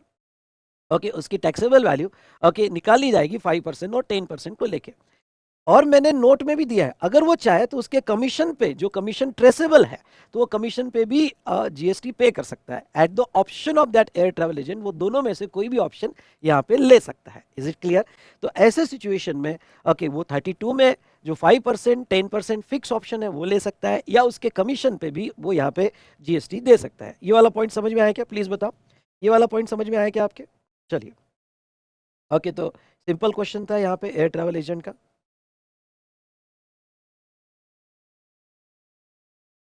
हाँ, नेक्स्ट क्वेश्चन पे आओ। अगर आप यहाँ ये क्वेश्चन पे आते हो तो यस, ये एग्जाम में पूछा हुआ क्वेश्चन है। देखते हैं, messrs global travel is providing money changer, वापस मनी चेंजर पे आ जाओ, an air travel agent services to various clients. From the information provided below you are required to calculate value of taxable supply. आपको वैल्यू निकाल के देना है for the month of March, यहाँ 20XX, it has converted US dollar 6,000 into Singapore dollar 9,000. RBI reference rate at that time was 72 US dollar and Singapore dollar it was 52.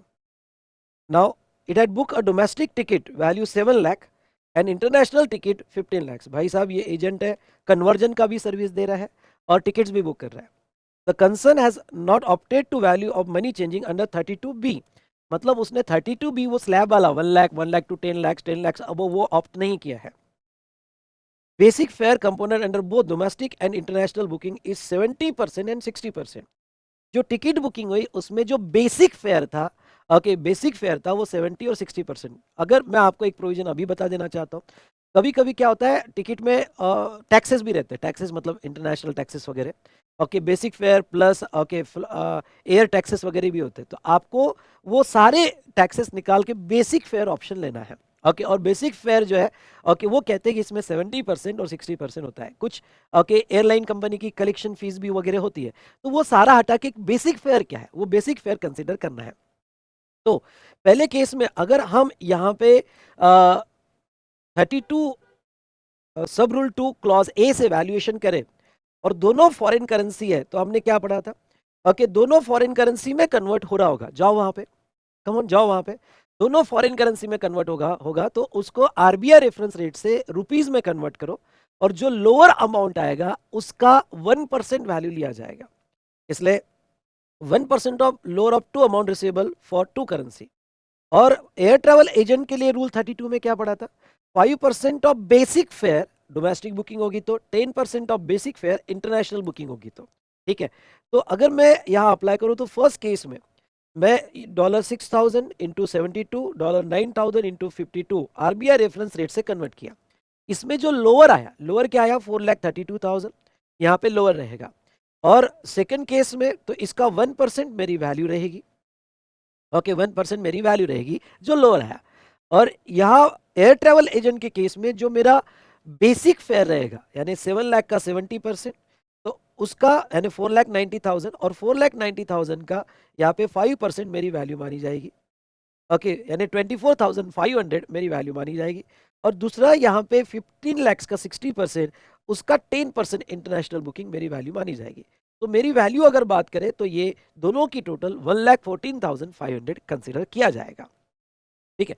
मैंने थोड़ा लेंदी ले लिया, इसको शॉर्ट भी कर सकते हो। यहाँ पे आप अब यहाँ पे इंटू 5% करके यानी 2 लाइन में खत्म कर सकते हो, यहाँ 5% और यहाँ पे इंटू 10% खत्म करके आप यहाँ डायरेक्टली वैल्यू निकाल सकते हो जो एयर ट्रैवल एजेंट की वैल्यू होगी। Again a very simple problem जो हमने यहाँ सॉल्व किया। चलिए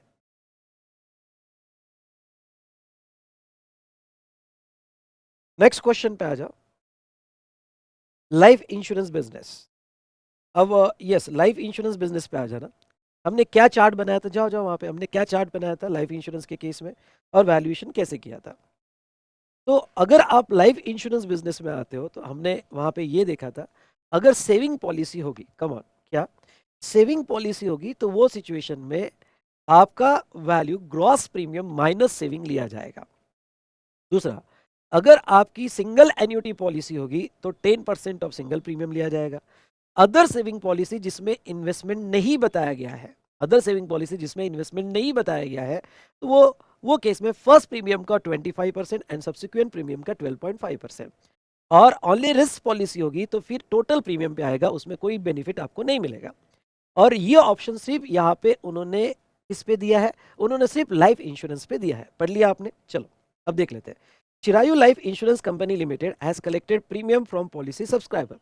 It does not intimate the amount allocated for investment to subscriber of the policy at the time of supply insurance service. Does not intimated, उसने intimate नहीं किया।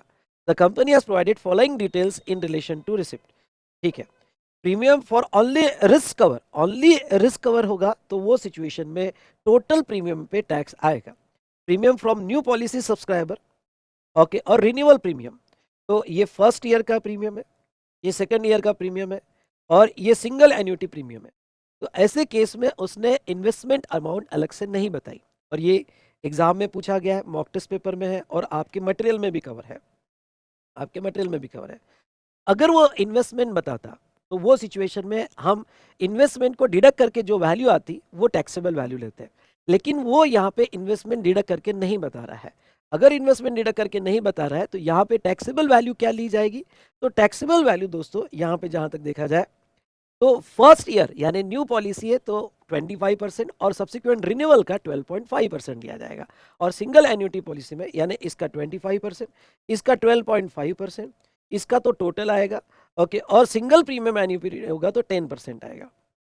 Okay, पहले provisions पूरी एक्सप्लेन कर दी और उसके बाद में यहाँ पे रिस्क कवर टोटल वैल्यू ले लिया, न्यू पॉलिसी 25% ले लिया, रिन्यूअल प्रीमियम 12.5% ले लिया और एन्यूटी यहाँ पे 10% ले लिया। तो आपका टोटल वैल्यू 55 लैक्स आया, टोटल वैल्यू 55 लैक्स आया। डन। चलिए, ओके, तो ये सिंपल था और प्रॉब्लम अच्छा था। सारे एस्पेक्ट्स पे मैंने हमारे क्वेश्चन में प्रॉब्लम्स कवर किए, अगर आप देखते हो तो।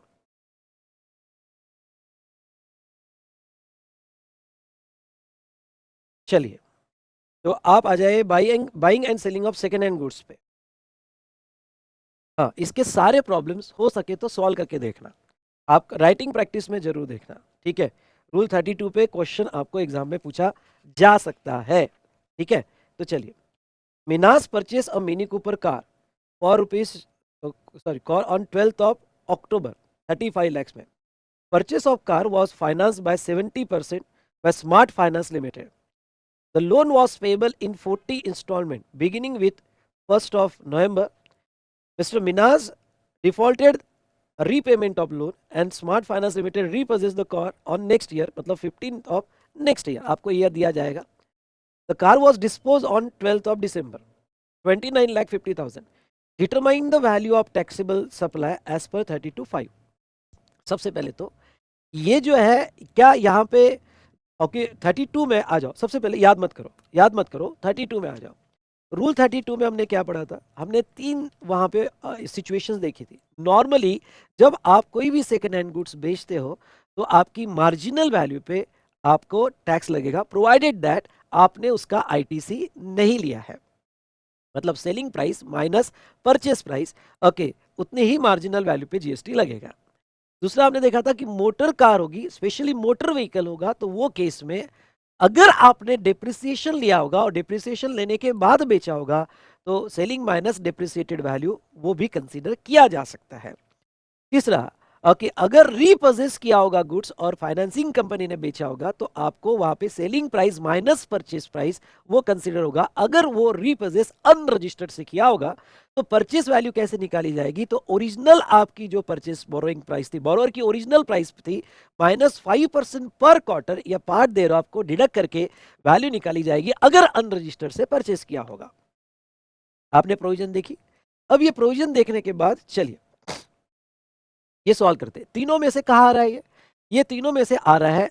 इन्होंने ये भी नहीं कहा कि डेप्रिसिएशन लिया है नहीं लिया है, इन्होंने कुछ भी नहीं कहा है। इन शॉर्ट ये रीपोजेस गुड्स है, तो हम रीपोजेस में जाएंगे और रीपोजेस में हम 5% पर क्वार्टर के बेस पर यहाँ पे वैल्यू निकालेंगे। रीपोजेस गुड्स में रूल 35(5) कहता है कि अगर आपका आपने ओके रीपोजेस किया गया है और from a person who is not registered, ये वर्ड आना चाहिए, नॉट रजिस्टर्ड से किया गया है, तो ऐसे केस में उसकी परचेस वैल्यू जो ओरिजिनल परचेस प्राइस थी reduce by 5% for every quarter और पार्ट देयर ऑफ।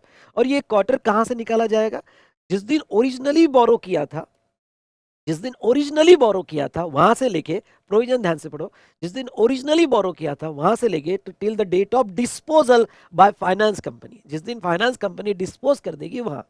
ओके, तो ऐसे सिचुएशन में आपकी सेलिंग प्राइस तो अवेलेबल है। ओके, तो यहाँ पे परचेस प्राइस कैसे निकाली जाएगी, तो ओरिजिनल बोरोवर की परचेस प्राइस यहाँ पे कितनी हुई 35 लैक्स, तो वो 35 लैक्स ली जाएगी। 5% पर क्वार्टर, तो हमारा अक्टूबर में क्वार्टर आ रहा है, मतलब अक्टूबर का पहला डेट आ रहा है, तो कैलेंडर क्वार्टर कौन सा हुआ, ओके, ये कैलेंडर क्वार्टर जो हुआ वो थर्ड क्वार्टर हुआ, अक्टूबर नवंबर दिसंबर, ठीक है। तो हमारा ईयर 20XX का थर्ड क्वार्टर है, एक क्वार्टर हो गया। अब 20YY का यहाँ पे 15th ऑफ आपने जून को दिया, मतलब जनवरी फरवरी मार्च अप्रैल में जून, तो आपकी एग्जिट डेट जो है, सॉरी रिपोजेस हुआ जून में, सॉरी, आपने दिसंबर में आपने उसको डिस्पोज किया, तो आपने डिस्पोज किया दिसंबर में, तो ये कैलेंडर के फोर्थ क्वार्टर में आता है, यानी टोटल नंबर ऑफ क्वार्टर आपके 5 क्वार्टर्स हो गए। तो पर क्वार्टर यहाँ पे 5%, तो 5 क्वार्टर के 25% आपके रिड्यूस किए जाएंगे, तो आपके नंबर ऑफ क्वार्टर 5 आए और आपके 25% रिड्यूस किए जाएंगे। तो इन शॉर्ट आपका 35 लैक्स माइनस 25%, तो आपकी वैल्यू ओके 26,25,000 आ जाएगी। आपने सेल की कितने में किया, 29,50,000, और आपकी यहाँ पे 5% पर क्वार्टर को रिड्यूस करके परचेस वैल्यू कितनी आई 26,25,000। तो आपका एक्स्ट्रा 3,25,000 पे ही जीएसटी लिया जाएगा फॉर दैट बैंकिंग कंपनी। ठीक है, बैंकिंग कंपनी ये डिफरेंस पे जीएसटी लिया जाएगा। अगर ये वैल्यू जो होती, ये वैल्यू परचेस वैल्यू ज्यादा होती 29,50,000 से, तो निगेटिव वैल्यू, और निगेटिव वैल्यू होती तो वो केस में आपको इग्नोर करना पड़ता, मतलब वैल्यू जीरो कंसीडर करनी पड़ती। तो चलिए, ये अच्छा क्वेश्चन था, लिख के देखना, कैलकुलेशन करके देखना, तो आपको डेफिनेटली इसका हेल्प होगा। चलिए नेक्स्ट,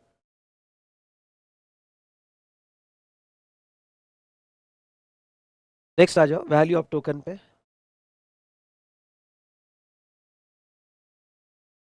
हाँ, ये तो सिंपल क्वेश्चन है जो स्टडी मैट में लिया है। Easy Coupon Limited sell coupon that are redeemable against specified luxury food products at retail outlet. Each coupon is sold for value 900 but redeemable for the supplies of worth rupees 1000. What is the value of supply of such coupon under GST? बहुत अच्छा question है।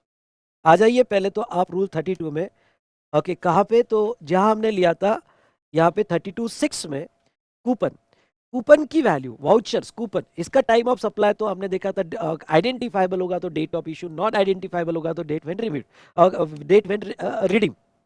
Okay, तो जिस दिन redeem किया जाएगा वो उसकी वैल्यू होगी। ये तो हमने डिटेल डिस्कशन ऑलरेडी किया था 12(4) और 13(4) में, सेक्शन जो हमने यहाँ रेफर किए। अब इसकी वैल्यू क्या होगी, तो इसकी वैल्यू क्या कहते हैं वो देखो, पढ़ो वहां पे, मनी वैल्यू ऑफ गुड्स और सर्विस रिडीमेबल अगेंस्ट सच टोकन। मतलब क्या कि आपने वो वाउचर कितने में बेचा वो इंपॉर्टेंट नहीं है, उसमें जो गुड्स दिया जा रहा है वो गुड्स की वैल्यू कितनी है उस पे जीएसटी देना पड़ेगा। हो सकता है कि आपने कूपन बेचा 900 में, उससे कोई लेना देना नहीं, उसमें जो सप्लाई हो रहा है वो कितने वर्थ का है, वो 1000 रुपीज वर्थ का है। बहुत अच्छा क्वेश्चन है, वो 1000 रुपीज वर्थ का है, तो आपकी वैल्यू जो है यहाँ पे ओके 1000 मानी जाएगी एंड नॉट द 900। तो ऐसा ट्रिकी क्वेश्चन आ सकता है क्योंकि आज स्टूडेंट मिस्टेक कर देंगे, स्टूडेंट ले लेंगे 900, तो 900 नहीं, आपकी वैल्यू यहाँ पे 1000 मानी जाएगी। Is it clear? तो ये हमने देखा रिगार्डिंग टू आपकी वैल्यू क्या लेना चाहिए okay in case of voucher या कूपन। ये समझा क्या स्पेशली, प्लीज बताओ, ये समझा होगा तो वाउचर का वी टाइप करो।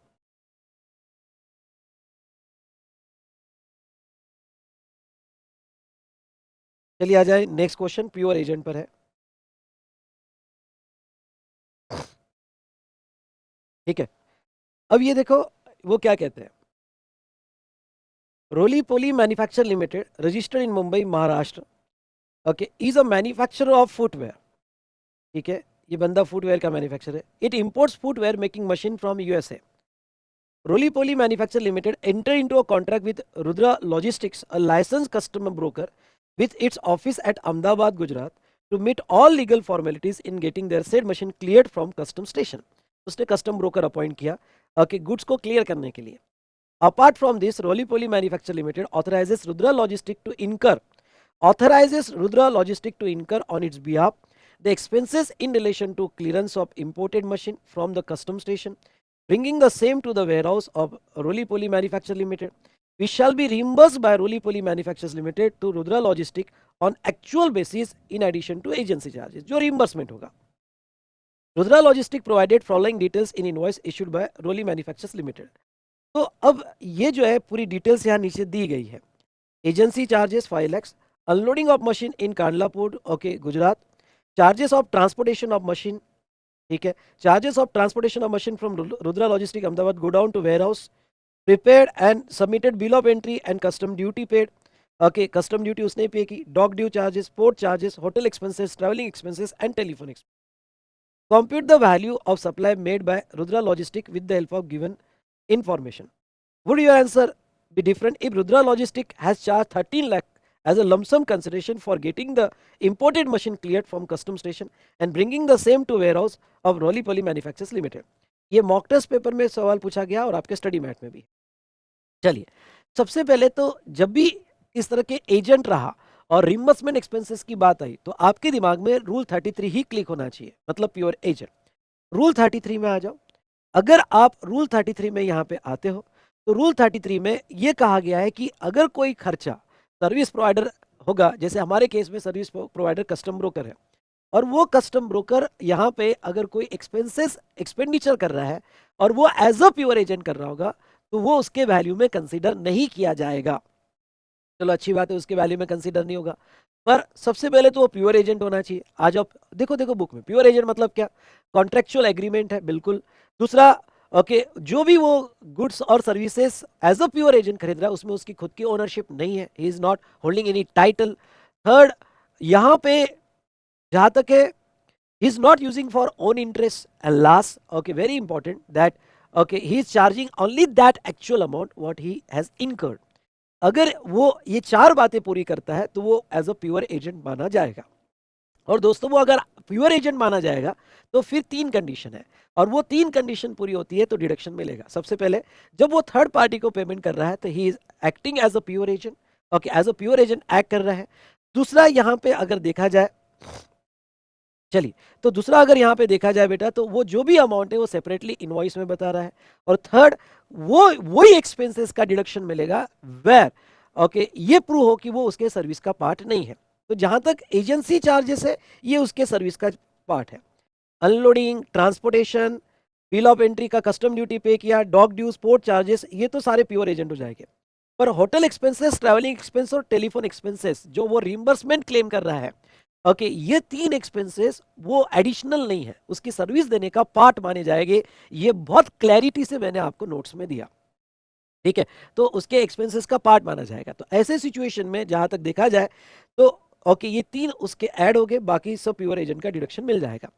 अगर वो लमसम अमाउंट चार्ज कर रहा है तो उसे कोई डिडक्शन नहीं मिलेगा, पूरे 13 लाख पे जीएसटी आएगा। क्यों पूरे 13 लाख पे जीएसटी आएगा?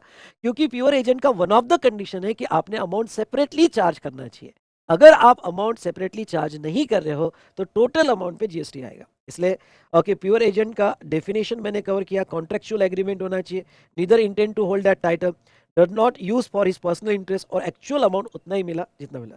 प्लस तीनों कंडीशन में दिया कि act as a pure agent while making the payment, उसके पास ऑथराइजेशन होना चाहिए, ओके, सेपरेटली उसने इनवॉइस में बताना चाहिए, और थर्ड, ओके, वो जो पेमेंट हुआ वो in addition to service he provides on his own account. इसलिए जहां तक देखा जाए तो एजेंसी चार्जेस पे टैक्स आएगा, बाकी सारे चार्जेस जो है वो एज अ प्योर एजेंट उसको डिडक्शन मिल जाएगा। हो सके तो सॉल्व करके देखना, प्रेजेंटेशन बहुत इंपॉर्टेंट है। पर होटल एक्सपेंसेस, ओके, ये रिम्बर्समेंट एक्सपेंसेस ये एडिशनल नहीं माने जाएंगे, उसके सर्विस का ही पार्ट माना जाएगा। इसलिए आपका टोटल जो है 5,97,000 पे जीएसटी आएगा। और अगर आप सेपरेटली नहीं चार्ज करते हो तो टोटल 13 लाख पे जीएसटी आएगा। ये जरूर प्रेजेंट करके देखना, अच्छा क्वेश्चन है, प्लीज मेरी रिक्वेस्ट है ये आप प्रेजेंट करके देखो। नाउ नेक्स्ट, जहां तक देखा जाए यहाँ पे ये जो हमने देखा प्योर एजेंट, इस प्योर एजेंट के कॉन्सेप्ट में यहाँ एक प्रॉब्लम जो मॉक टेस्ट पेपर और हमारे स्टडी मैट में उन्होंने कवर किया है, ये आपकी प्रोविजंस लिख कर देखना, राइटिंग प्रैक्टिस करना, प्रोविजन लिख कर देखना, साथ साथ में कंडीशंस भी लिख कर देखना, शॉर्ट में देखना। मैंने बुक में, हमारे बुक में इजी वे में दिया है, यहाँ पे जैसा लीगल टेक्स्ट है वैसा दिया है। ओके, तो अगर बुक का इजी लगता है तो वो कंडीशन लो, और फिर बाद में ये पूरा टेबल यहाँ यूज करके सॉल्व करके देखो। कंसेप्चुअली हमने इसको डिस्कस कर लिया है कि प्योर एजेंट का डिडक्शन कैसे मिलेगा। ये समझा क्या? अगर समझा होगा तो पीए टाइप करो।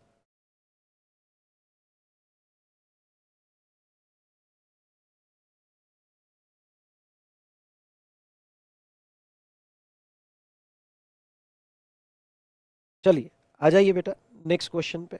यहाँ पे determine the value of taxable supply in independent cases. आपके ये दोनों इंडिपेंडेंट केसेस में वैल्यू ऑफ टैक्सेबल सप्लाई क्या होगी ये डिटरमाइन करो, ठीक है। BKC limited is a registered person located in Mumbai engage in the supply of auto spare units. PQR Limited is a foreign company located in New York. Place an order BKC Limited for delivery of 250 units of auto spare parts to his branch located in Pune. BKC Limited raised the invoice on the date of order. तो invoice raise किया, invoice raise हो गया on 12/10। The cost of each unit of auto spare was 175, ठीक है। The amount of consideration for such supplies received in US dollar on 25/12 from the foreign branch, that is $690.25. As the date of invoice, the following rates are available: exchange rate RBI, CBIC और actual bank rate. चलिए, आपको सिर्फ value निकाल के देनी है।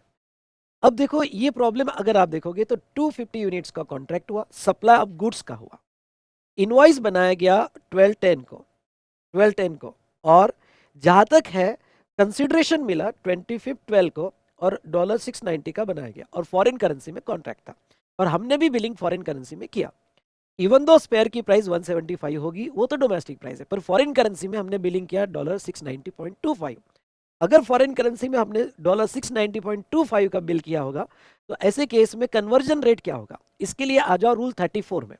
Rule 34 क्या कहता है? रूल 34 कहता है कि अगर सप्लाई ऑफ गुड्स होगा तो आपको बैंक रेट नहीं लेने, आपको आरबीआई रेट नहीं लेने, तो आपको किसके रेट लेने हैं? तो आपको सीबीआईसी के रेट लेने हैं, जो कस्टम में फिक्स किए गए। तो आपके सीबीआईसी के रेट से 63.94 इंटू $690 के रेट से वैल्यू कन्वर्ट की जाएगी। तो ऐसे सिचुएशन में सीबीआईसी का रेट लेना है, और वो 690.25 इंटू 63.94 ये आपकी टैक्सेबल वैल्यू मानी जाएगी। दैट अगर next ABC Limited business establishment USA has another establishment located in Mumbai for which interior design work is required and a service लिया गया is done. For this it undertake a service of Nirmiti Interior Private Limited. तो service लिया गया, okay, registered person located in Mumbai. For the service rendered by Nirmiti developer, it raised an invoice as on the date of provision of service.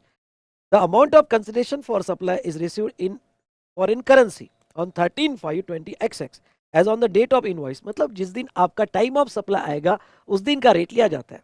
तो जिस दिन आपने invoice issue किया उस दिन आरबीआई रेट नहीं लेने हैं, सीबीआईसी नहीं लेने हैं। अगर सप्लाई ऑफ सर्विस होगा तो आपको गैप रेट लेने हैं, जो प्रॉब्लम में दिए जाएंगे। और किस दिन के रेट लेने हैं? जिस दिन टीओएस आएगा एज पर सेक्शन 12 और 13। तो ऐसे केस में आपको गैप रेट पे वैल्यूएशन करना है, उसकी वैल्यू निकालनी है। क्वेश्चन से छोटा तो आंसर है, क्वेश्चन लंबा चौड़ा बनाया पर उससे छोटा तो आंसर है बेटा। तो ये हमने देखा रिगार्डिंग टू कि यहाँ पे फॉरेन करेंसी के केस में आपको वैल्यूएशन कैसे करना है। चलिए,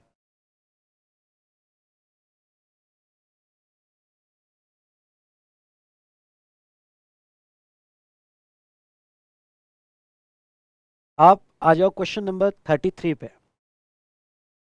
क्वेश्चन नंबर 33 पे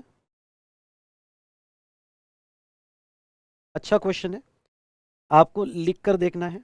राइटिंग प्रैक्टिस आपको इसमें करनी है, और ये आज के आज लिख कर देख लेना। अच्छा क्वेश्चन है। देखो बेटा, मैं जो कहूँगा वो करोगे तो आईडीटी में डेफिनेटली आप अबो 80 अच्छे से प्लान कर सकते हो।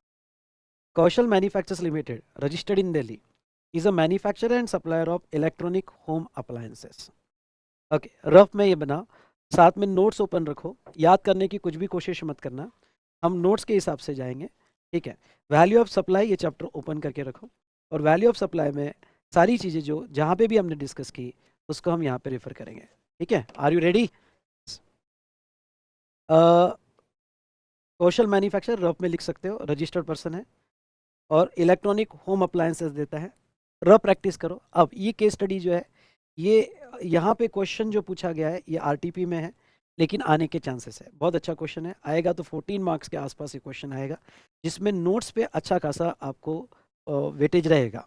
ठीक है, इसलिए इसकी नोट्स लिखना भी बहुत ज़रूरी है। जस्ट इमेजिन करो कि ये क्वेश्चन एग्जाम में आया है, इसको कैसे एनालाइज करना, और ये 14 मार्क्स के लिए आया है तो कैसे एनालाइज करना। तो पहले क्वेश्चन रीड करते वक्त आपका रफ वर्क तैयार करना। ओके, मेरे साथ सॉल्व करते वक्त जस्ट ये इमेजिन करना कि आप एग्जामिनेशन हॉल में बैठे हो और आपको क्वेश्चन का एनालिसिस करके आपको लिखना है। तो ओके, अब आप एनालिसिस कैसे करोगे? तो कौशल तो हम कैसे शॉर्ट में करना, KML registered person electronic home appliances, ये आपका एनालिसिस हो गया। दूसरा, is paying the tax under regular scheme, वो रेगुलर स्कीम में लिख दो। ओके, रेगुलर स्कीम में है। ठीक है, next, it supplies the electronic home appliances in the domestic as well as overseas market. दो सप्लाई है। ओके, दो सप्लाई करता है, डोमेस्टिक एंड। लिखने से क्या हो जाता है, सेकंड टाइम रीडिंग का टाइम, जब आप कैसा होता है, फर्स्ट रीडिंग में आप डरे हुए रहते हो, डर रहता है मन में, इतना फोकस नहीं हो पाता है, पर आप लिख लेते हो तो ज़्यादा फोकस हो पाता है। इसलिए आप लिख देना कि domestic as well as export sale, points लिख लेना यहाँ पे। उसके बाद में नेक्स्ट यहाँ पे, for supplies to other state in India company has appointed consignment agent, company के एजेंट्स भी है, इससे कुछ क्लिक होगा आपको, लिख देना also appointed agents in east state except Gurgaon, Haryana, Noida, Uttar Pradesh, where the goods are supplied directly by Delhi warehouse. ठीक है, यहाँ पे गुड़गांव छोड़ के बाकी सब केस में उनके एजेंट्स भी हैं। हाँ, नेक्स्ट, अब कुछ इंपॉर्टेंट फैक्ट्स आपके सामने आ रहे हैं। In the month of January consignment of electronic home appliances were sent to Cardinal Electrical Private Limited and Rochester Technos, agents of Kaushal manufacturers in Punjab and Madhya Pradesh. तो okay, बनाओ बनाओ बनाओ, important है। केएमएल के दो agents हैं, कौन है यहाँ पे? Sent to Cardinal Electronic Private Limited, एक है कार्डिनल कार्डिनल और दूसरा है ओके यहाँ पे रोस्टर्स, दूसरा है रोस्टर। ठीक है, ये मेरे को जरूरी है डेटा, एजेंट्स हैं। कार्डिनल कहाँ का है? पंजाब एंड मध्य प्रदेश, ये पंजाब का है और ये एमपी का है। और हमारा कौशल कहाँ का है? हमारा कौशल दिल्ली का है, दिल्ली का है। ठीक है, done. Cardinal Electronic Private Limited and Roasters Texno supplied these electronic home appliances under their invoices. ओहो, वो खुद के invoices में to store located in their respective state for 440 lakhs and 70 lakhs respectively. Open market value of such appliances is not available. मतलब ये जो है आगे उनके invoices में, own invoices में सेल कर रहे हैं और वो सेल कर रहे हैं 40 और 70 lakhs में वो home appliances। ठीक है, done. Open market value available नहीं है, ये मेरे लिए इंपॉर्टेंट पॉइंट है। Open market value not available, ये भी पॉइंट का स्ट्रोक मार दो, OMV नॉट अवेलेबल शॉर्ट में। Further in January electronic home appliances have been supplied to Ron technocrat, a wholesale dealer of electronic home appliances in Noida, Uttar Pradesh for a consideration of 23 lakhs from its Delhi warehouse. Kaushal Manufacture Limited owns 75% shares in Ron Technocrat. बाप रे, तो कौशल manufacture KMN और रोन technocrats, ठीक है, रोन technocrat, ये related party हो गया। और ये रिलेटेड पार्टी में ट्रांजैक्शन वैल्यू है ओके, यहाँ पे टीवी है और टीवी 23 लाख है, 23 लाख में सप्लाई किया है। Kaushal manufacture limited on 75% share in Ron technocrat. Open market value of electronic home appliances supplied to Ron technocrat is 30 lakhs। TV है और ओपन मार्केट वैल्यू इसकी 30 lakhs दी है, चलो कोई प्रॉब्लम नहीं है, ओपन मार्केट वैल्यू 30 lakhs दी है। फर्दर रोन technocrat is not eligible for full ITC. भाई साहब okay, related not eligible for full ITC, वो भी डेटा दिया है कि वो एलिजिबल नहीं for full ITC. Kaushal Manufacturing Limited also provides repair and maintenance services to electronic home appliances manufacturer located in India। उसकी सर्विसेज भी है रिपेयर्स एंड मेंटेनेंस जो अलग से प्रोवाइड करता है। Company has also furnish following information for the month of January. Supply electronic home appliances to wholesale dealer in wholesale dealers of such appliances in Delhi. In Delhi मतलब ये intra हुआ है और बाकी लोगों को वो सेल करता है। 84 lakhs का सप्लाई दिया है। Electronic home appliances supply to Anchor Electrical INC USA under LUT। LUT मतलब लेटर ऑफ अंडरटेकिंग, बॉन्ड होता है। Consideration in receiving convertible foreign exchange. हाँ, तो ये एक्सपोर्ट हुआ है और ये एक्सपोर्ट को हम जीरो रेट बोल सकते हैं क्योंकि वो बॉन्ड में है और पैसा भी कन्वर्टिबल फॉरेन एक्सचेंज में मिला है। Repairs and maintenance service provided to Unitech limited and electronic home appliances manufacture located in Delhi. ये सर्विस दी गई है और ये सर्विस भी इंट्रा दी गई है, ये सर्विस भी इंट्रा दी गई है। उसके बाद में advance receive toward repairs and maintenance service, advance मिला to be provided to Orlek limited an electronic appliance manufacture located in Delhi. Repair and maintenance service has been provided in February and invoice issued on 20th of February। तो ठीक है, ये advance मिला बेटा और ये भी दिल्ली में दिया गया, एडवांस मिला, ये भी इंट्रा है, ये भी दिल्ली में दिया गया है। उसके बाद में next advance received for electronic home appliances to be supplied. Electronic home appliances का एडवांस मिला to Novek electrical wholesaler dealer. Invoice for the goods issued at the time of delivery of the electronic appliances. Invoice जब delivery देंगे तब issue होगा, वो मार्च में delivery दिया पर एडवांस अभी मिला। और ये गुड्स का एडवांस मिला, ये भी नहीं हरियाणा है, मतलब ये इंटर है, हरियाणा बंदा हरियाणा का है, मतलब ये इंटर स्टेट है। चलो आगे वो क्या कहते हैं, you are required to determine gross GST liability of Kaushal Manufacturing Limited for the month of January. GST liability का note, all the given amounts are exclusive of GST wherever applicable। Assume the rates, home appliances और repair maintenance service। You are required to make suitable assumption wherever necessary। मुझे ये बताओ कि यार repair maintenance ये composite supply या अलग से सर्विस दी जा रही है? कंपोजिट सप्लाई होगा तो C टाइप करो, और रिपेयर मेंटेनेंस अगर अलग से दी जा रही है तो ओके सेपरेट दी जा रही होगी तो S टाइप करो। अगर आप केयरफुली यस टाइप करो फटाफट, तो आप अगर केयरफुली देखते हो तो रिपेयर मेंटेनेंस सर्विस अलग से दी जा रही है, अलग से दी जा रही है, तो ये सेपरेट सर्विस है। इसका आपके मशीन सेल से कहीं पे भी ये मैसेज नहीं दिया गया कि ये composite supply, it is a separate supply, तो उसका एज अ सर्विस का रेट अप्लीकेबल किया जाएगा। ये समझ में आया पॉइंट?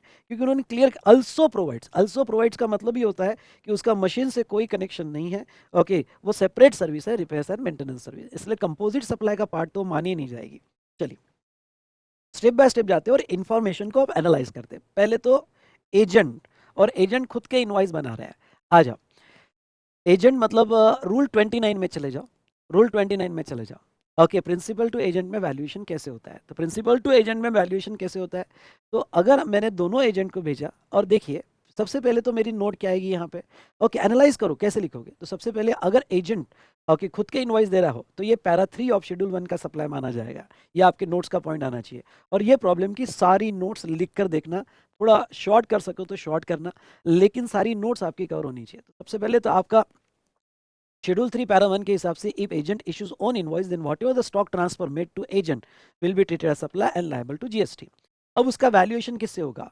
तो आप आ जाओ रूल 29 पे, रीड करो रूल 29, वीडियो को पॉज करके रीड करना और फिर मेरा एक्सप्लेनेशन सुनना। तो अगर आप रूल 29 रीड करते हो आगे रूल 29 पे, तो प्रिंसिपल टू एजेंट में स्टॉक ट्रांसफर हो गया है और रूल 29 लगेगा। तो 29 में यहाँ पे आपको दिया है ओपन मार्केट वैल्यू, और मतलब दोनों में से आप कुछ भी ले सकते हो। ओपन मार्केट वैल्यू और 90% of price of goods of like kind और quality charge by such agent. Agent आगे जो प्राइस चार्ज कर रहा है उसका 90% आप वैल्यू ले सकते हो। तो आपके दोनों एजेंट्स है, यहाँ पे दोनों एजेंट्स है और आगे की प्राइस दी गई है। आगे की प्राइस क्या दी गई है? 40 प्लस यहाँ पे 70। तो आप ओके यहाँ पे दोनों एजेंट चार्ज कर रहे हैं, तो ओपन मार्केट, और उन्होंने क्लियर कह दिया है कि ओपन मार्केट वैल्यू अवेलेबल नहीं है। अगर ओपन मार्केट वैल्यू अवेलेबल नहीं है तो वो सिचुएशन में फिर मैं 90% वाला ऑप्शन लूँगा, और मेरा एजेंट को जो सप्लाई किया गया ओके, तो 40 प्लस 70 यानी 110। तो आंसर में देखो, अगर आप देखते हो, हाँ आंसर में टेबल कैसे बनाओगे, कंप्यूटेशन ऑफ जीएसटी लाइबिलिटी पर आपको ये समझ गया होगा कि यहाँ पे कोई सप्लाई इंटरस्टेट है, कोई सप्लाई इंट्रास्टेट है, इसलिए आपको जीएसटी लाइबिलिटी में 3 कॉलम बनाने पड़ेंगे। इसलिए प्रेजेंटेशन करते वक्त आपको ये भी क्लिक हो जाना चाहिए कि आपको कॉलम 3 बनाने पड़ेंगे। 3 में पर्टिकुलर्स, उसके बाद में CGST, SGST या IGST। आप ऐसे भी बना सकते हो, या फिर आप जो है पहले IGST ले लो। चलो यहाँ क्रेडिट कॉन्सेप्ट नहीं है, सिर्फ आपको जीएसटी कैलकुलेट करना है, इसलिए कोई दिक्कत नहीं। अगर साथ साथ में इनवर्ट सप्लाई भी होता, क्रेडिट भी होते हैं, तो मेरा स्ट्रॉन्ग सजेशन होता कि पहला कॉलम IGST का लो, क्योंकि IGST का आउटपुट टैक्स और नीचे क्रेडिट, तो क्रेडिट यूज करते वक्त पहला आप किसके अगेंस्ट में यूज करते हो? IGST में। तो मेरा स्ट्रॉन्ग सजेशन होता है कि पहले IGST, बाद में CGST और SGST। लेकिन यहाँ क्रेडिट कॉम्पिटिशन नहीं है, इसलिए आप ऐसा भी ले सकते हो। पर मैं कहूँगा कि एग्जाम में एक जैसा फॉर्मेट फॉलो करना, इसलिए एग्जाम में जब भी कोई प्रॉब्लम सॉल्व करो तो आप अभी से आदत लगा लो कि पहला कॉलम IGST लेने का, फिर CGST और SGST लेने का। नेक्स्ट आप जो है यहाँ पे एक कॉलम और बढ़ा सकते हो, एक कॉलम वो वैल्यू क्या है वो भी आप बढ़ा सकते हो, पर ठीक है वो इतना इंपॉर्टेंट नहीं है, पर आप बढ़ा सकते हो। दूसरा, अब बेटा यहाँ पे इन्होंने जब प्रॉब्लम सॉल्व किया तो दोनों का साथ में ले लिया 1,10,00,000 रुपए। ओके, 1,10,00,000 रुपए, ठीक है। और अब यहाँ पे क्या किया उन्होंने, टैक्सेबल वैल्यू कैसे निकाली? आप दोनों का भी अलग अलग ले सकते हो, मतलब आप प्रॉपरली लिखोगे, सॉल्व करके देखोगे, supply to okay, supply of home appliances to consignment agent, आप दोनों अलग अलग भी लिख सकते हो, कार्डिनल का अलग और रोस्टेन का अलग, ओके ओके रोस्टेट्स का अलग। लेकिन मैं आपको इतना ही कहूँगा कि आप अलग अलग लिखो या ये लिखो, आपको जो वैल्यू 110 होगी, 110 का 90% कितना है? 99। ओके, तो 110 का 90%, इसलिए एक कॉलम अगर आप सॉल्व करने बैठो तो एक कॉलम टैक्सेबल वैल्यू का भी ले लेना। टैक्सेबल वैल्यू का कॉलम में फिर ये कैलकुलेशन आप टैक्सेबल वैल्यू में बता सकते हो। कैसे बता सकते हो टैक्सेबल वैल्यू में? 110 इंटू 90%, कम ऑन 110 इंटू 90%, तो आपकी टैक्सेबल वैल्यू वहीं 99 लाख आ जाएगी। और डायरेक्ट इसके ऊपर आप ओके, ये अदर स्टेट में अगर आप एजेंट देखो तो उसके ऊपर डायरेक्ट यहाँ पे 5%, यानी आप फिर यहाँ ब्रैकेट में आपको लिखने की जरूरत नहीं है, डायरेक्ट 4,95,000 लिखा तो भी चलेगा। इसलिए प्रॉब्लम कुछ सॉल्व करके इसलिए देखना क्योंकि अपना माइंड स्पेसिफिक का फॉर्मेट आपको मैपिंग बनाना जरूरी है। क्योंकि क्या होगा कि आप जस्ट क्वेश्चनर रीड करोगे तो आपकी मैपिंग बहुत सी बार डिस्टर्ब हो सकती है। ओके, कभी यहाँ कैलकुलेट कर दिया, कभी टैक्सेबल वैल्यू ले लिया, फिर टैक्सेबल वैल्यू में कैलकुलेट कर दिया। ओके, क्या होता है, मैं सजेस्टेड आंसर्स लेता हूँ, क्या मैं ICI के मटेरियल के या CMA CS के मटेरियल के आंसर्स लेता हूँ, तो फॉर्मेटिंग बदल जाती है, तो आपकी मैपिंग डिस्टर्ब हो जाती है, और मैपिंग डिस्टर्ब हो जाती है तो कॉन्फिडेंस नहीं आता है। इसलिए आप जो है ऑलवेज ये ट्राई करना कि जहाँ पे भी मैपिंग डिस्टर्ब होती है अपने मैपिंग के हिसाब से चलना, कि भाई मेरे हिसाब से क्या होगा। जब भी आप कोई भी सब्जेक्ट का पढ़ाई ऐसे करोगे कि मेरे हिसाब से क्या होगा, तो आपका कॉन्फिडेंस बहुत बढ़ेगा। इसलिए आप टैक्सेबल वैल्यू भी यहाँ निकाल सकते हो और टैक्स डायरेक्ट IGST यहाँ निकाल सकते हो, या IGST पहले हो। यानी आप अगर अपनी मैपिंग करोगे तो कैसे करोगे, टैक्सेबल वैल्यू लोगे, पहले IGST फिर CGST फिर SGST और अकॉर्डिंगली कैलकुलेट करोगे, तो आपका कॉन्फिडेंस बहुत बढ़ेगा जब आंसर्स मैच हो गए। समझा क्या? समझा होगा तो फटाफट 1 टाइप करो, ये वाला पॉइंट। तो चलो, एजेंट वाला तो मैंने रूल 29 कोट कर दिया। रूल लर्न करने पड़ेंगे वैल्यू ऑफ सप्लाई के, आपके पास दूसरा कोई ऑप्शन नहीं है। दूसरी बात यहाँ पे अगर हम ले, तो अब दूसरा उन्होंने क्या कहा है, दूसरा उन्होंने यहाँ पे सप्लाई किया है रिलेटेड पार्टी को। रिलेटेड पार्टी, इसलिए रूल 28 पे आ जाओ। रूल 28 पे आ जाओ। रूल 28 पढ़ो पहले, ओके, वीडियो पॉज करके पढ़ो। क्या कहता है? Open market value, like kind और क्वालिटी, अगर वो नहीं हुआ तो लाइक काइंड और क्वालिटी, वो नहीं हुआ तो रूल 30-31। दो प्रोविजो, प्रोविजो 1, प्रोविजो 2। प्रोविजो 1 कहती है कि अगर सेम गुड्स आगे एज सच सप्लाई होता है तो 90% वाला भी ऑप्शन है, नहीं मतलब जो आगे बेचा जाएगा उसका 90%।